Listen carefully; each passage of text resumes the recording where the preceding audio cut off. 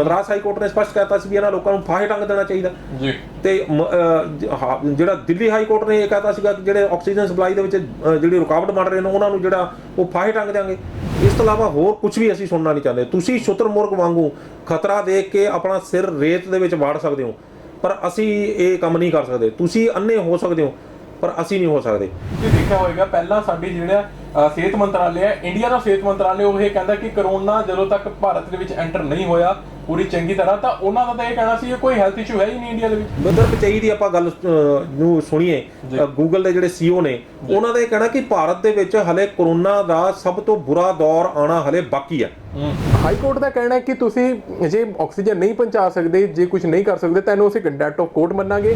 ਹਿੰਸਾ ਹੋਣ ਤੋਂ ਬਾਅਦ ਫਿਰ ਭਾਰਤੀ ਜਨਤਾ ਪਾਰਟੀ ਇਹ ਕਹਿਣ ਲੱਗ ਪੈਂਦੀ ਹੈ ਵੀ ਅਸੀਂ ਧਰਨੇ ਦੇਵਾਂਗੇ। ਜਿਹੜਾ ਪੈਟਰੋਲ ਤੇ ਡੀਜ਼ਲ ਦੇ ਰੇਟ ਨੇ, ਪੈਟਰੋਲੀਅਮ ਰੇਟ ਨੇ, ਇਹ ਬਾਜ਼ਾਰ ਦੇ ਹੱਥਾਂ 'ਚ ਨਹੀਂ, ਇਹ ਕਿਤੇ ਨਾ ਕਿਤੇ ਜਿਹੜਾ ਸਰਕਾਰ ਦਾ ਕੰਟਰੋਲ ਇਹ 'ਤੇ ਹੈਗਾ। ਇਹਦੇ ਤੇ ਮੁੱਖ ਮੰਤਰੀ ਨੇ ਸਾਡਾ ਪਹਿਲਾਂ ਹੀ ਐਲਾਨ ਕਰਤਾ ਸੀ, ਹਲੇ ਜਾਂਚ ਹੋਈ ਵੀ ਨਹੀਂ ਸੀ ਸਾਡੇ ਵਿਰੁੱਧ, ਤਾਂ ਸਾਨੂੰ ਇਹਨਾਂ ਨੇ ਪਹਿਲਾਂ ਹੀ ਟੰਗਤਾ ਕਿ SIT ਦੇ ਵਿੱਚ ਅਧਿਕਾਰੀ ਸ਼ਾਮਲ ਹੋਣ ਤੋਂ ਇਨਕਾਰ ਕਰਨ ਲੱਗ ਪਏ ਨੇ। ਉਹਦੇ ਕਰਕੇ ਹੀ ਜਿਹੜੇ ਇੱਕ ਮੈਂਬਰ ਨੇ ਜਾਂਚ ਵੀ ਕੀਤੀ ਉਹਨੂੰ ਵੀ ਆਪਣੀ ਨੌਕਰੀ ਗਵਾਉਣੀ ਪਈ, IPS ਦਾ ਅਹੁਦਾ ਗਵਾਉਣਾ ਪਿਆ। ਹਰੇਕ ਕੋਈ ਇਹ ਸੋਚ ਰਿਹਾ ਕਿ ਕਿਤੇ ਜਿਹੜੇ ਹਾਲਾਤ ਕੁੰਵਰ ਵਿਜੇ ਪ੍ਰਤਾਪ ਸਿੰਘ ਦੇ ਹੋਏ ਨੇ ਕਿਤੇ ਸਾਡੇ ਨਾ ਹੋ ਜਾਣ। ਸਤਿ ਸ਼੍ਰੀ ਅਕਾਲ ਜੀ, ਤੁਸੀਂ ਦੇਖ ਰਹੇ ਹੋ ਨਿਊਜ਼ ਏਸ਼ੀਆ ਪੰਜਾਬੀ। ਮੇਰਾ ਨਾਮ ਹੈ ਬੋਨੀ ਬਿੰਦਰਾ। ਇੱਕ ਵਾਰ ਫੇਰ ਤੁਹਾਡਾ ਸਵਾਗਤ ਹੈ ਸਾਡੇ ਪ੍ਰੋਗਰਾਮ ਖਬਰਾਂ ਦੀ ਚੀਰ-ਫਾੜ ਦੇ ਵਿੱਚ। ਰੋਜ਼ ਦੀ ਤਰ੍ਹਾਂ ਸਾਡੇ ਨਾਲ ਅੱਜ ਵੀ ਸਾਡੇ ਸੀਨੀਅਰ ਐਡੀਟਰ ਇਨ ਚੀਫ ਸਰਦਾਰ ਕੁਲਵੰਤ ਸਿੰਘ ਜੀ ਹਾਜ਼ਰ ਨੇ। ਕੁਲਵੰਤ ਜੀ, ਬਹੁਤ-ਬਹੁਤ ਸਵਾਗਤ ਹੈ ਤੁਹਾਡਾ ਸ਼ੋਅ ਦੇ ਵਿੱਚ। ਬਹੁਤ ਧੰਨਵਾਦ ਜੀ। ਕੁਲਵੰਤ ਜੀ, ਬੜੇ ਦਿਨਾਂ ਦਾ ਜਿਹੜਾ ਇੰਡੀਆ ਦੇ ਵਿੱਚ ਪੂਰੇ ਵਿੱਚ ਮਸਲਾ ਛਾਇਆ ਹੋਇਆ ਉਹ ਹੈ ਕੋਵਿਡ-19 ਦਾ। ਕੋਵਿਡ-19 ਦੇ ਕਾਰਨ ਜਿਹੜਾ ਹੁਣ ਨਵਾਂ ਸਟ੍ਰੇਨ ਆਇਆ ਉਸ ਦੇ ਕਾਰਨ ਦੇਖਣ ਨੂੰ ਮਿਲ ਰਿਹਾ ਕਿ ਜਿਸ ਤਰ੍ਹਾਂ ਅਮਰੀਕਾ ਦੇ ਵਿੱਚ ਪਿਛਲੀ ਸਟ੍ਰੇਨ ਦੇ ਦੌਰਾਨ, ਮਤਲਬ ਪਿਛਲੀ ਮਈ ਤੋਂ ਲੈ ਕੇ ਜੂਨ ਜੁਲਾਈ ਦੇ ਤੱਕ ਅਮਰੀਕਾ ਦੇ ਵਿੱਚ ਇਹ ਦੇਖਿਆ ਜਾਂਦਾ ਸੀਗਾ ਕਿ ਆਕਸੀਜਨ ਦੀ ਘਾਟ ਦੇ ਕਾਰਨ, ਅਮਰੀਕਾ ਇਟਲੀ ਦੇ ਵਿੱਚ ਦੇਖਿਆ ਜਾਂਦਾ ਸੀ ਕਿ ਆਕਸੀਜਨ ਦੀ ਘਾਟ ਦੇ ਕਾਰਨ ਲੋਕੀ ਮਰ ਰਹੇ ਸੀਗੇ। ਸੇਮ ਮਾਮਲਾ, ਸੇਮ ਹਾਲਾਤ ਹੁਣ ਪੰਜਾਬ ਦੇ ਵਿੱਚ, ਪੂਰੇ ਇੰਡੀਆ ਦੇ ਵਿੱਚ ਫੈਲੇ ਹੋਏ ਹੈ। ਇਸੇ ਦਾ ਇੱਕ ਬਹੁਤ ਤਗੜਾ ਜਿਹੜਾ ਐਗਜ਼ਾਮਪਲ ਸਾਨੂੰ ਦੇਖਣ ਨੂੰ ਮਿਲਦਾ ਉਹ ਮਿਲਦਾ ਦਿੱਲੀ ਦੇ ਵਿੱਚ। ਦਿੱਲੀ ਦੇ ਸਿਹਤ ਸੁਵਿਧਾਵਾਂ ਨੇ ਜਿਹੜੀਆਂ ਉਹ ਸ਼ੁਰੂ ਤੋਂ ਹੀ ਕਾਫੀ, ਜਦੋਂ ਤੋਂ ਅਰਵਿੰਦ ਕੇਜਰੀਵਾਲ ਉਹਨਾਂ ਦੀ ਸਰਕਾਰ ਆਈ ਹੈ, ਉਹਨਾਂ ਨੇ ਇਹ ਦਾਅਵੇ ਕਰਨੇ ਸ਼ੁਰੂ ਕਰਤੇ ਸੀ ਕਿ ਜਿਹੜੀਆਂ ਸਾਡੀਆਂ ਸਿਹਤ ਸੇਵਾਵਾਂ ਨੇ, ਸਾਡੇ ਹਸਪਤਾਲ ਨੇ, ਸਾਡੀਆਂ ਸਰਕਾਰੀ ਜਿੰਨੀਆਂ ਵੀ ਐਂਟੀਟੀਜ਼ ਨੇ ਸਿਹਤ ਨੂੰ ਲੈ ਕੇ, ਹੈਲਥ ਕੇਅਰ ਨੂੰ ਲੈ ਕੇ, ਉਹ ਬਹੁਤ ਹੀ ਜ਼ਿਆਦਾ ਸક્ષਮ ਨੇ ਹਰ ਇੱਕ ਤਰ੍ਹਾਂ ਦੀ ਚੀਜ਼ ਦੇ ਨਾਲ ਨਜਿੱਠਣ ਲਈ। ਪਰ ਹੁਣ ਜਦੋਂ ਇਹ ਮਾਮਲਾ ਦੁਬਾਰਾ ਸ਼ੁਰੂ ਹੋਇਆ, ਕੋਵਿਡ-19 ਦੀ ਦੂਜੀ ਜਿਹੜੀ ਸਪਾਈਕ ਹੈ ਉਹ ਸ਼ੁਰੂ ਹੋਈ ਹੈ ਇੰਡੀਆ ਦੇ ਵਿੱਚ, ਤਾਂ ਸਭ ਤੋਂ ਜ਼ਿਆਦਾ ਮਾੜੇ ਹਾਲਾਤ ਮੁੰਬਈ ਤੋਂ ਬਾਅਦ, ਕਰਨਾਟਕ ਤੋਂ ਬਾਅਦ ਦਿੱਲੀ ਦੇ ਵਿੱਚ ਦੇਖਣ ਨੂੰ ਮਿਲਦੇ ਨੇ, ਜਿੱਥੇ ਲੋਕਾਂ ਦੀ ਧੜਾਧੜ ਮੌਤ ਹੋ ਰਹੀ ਹੈ।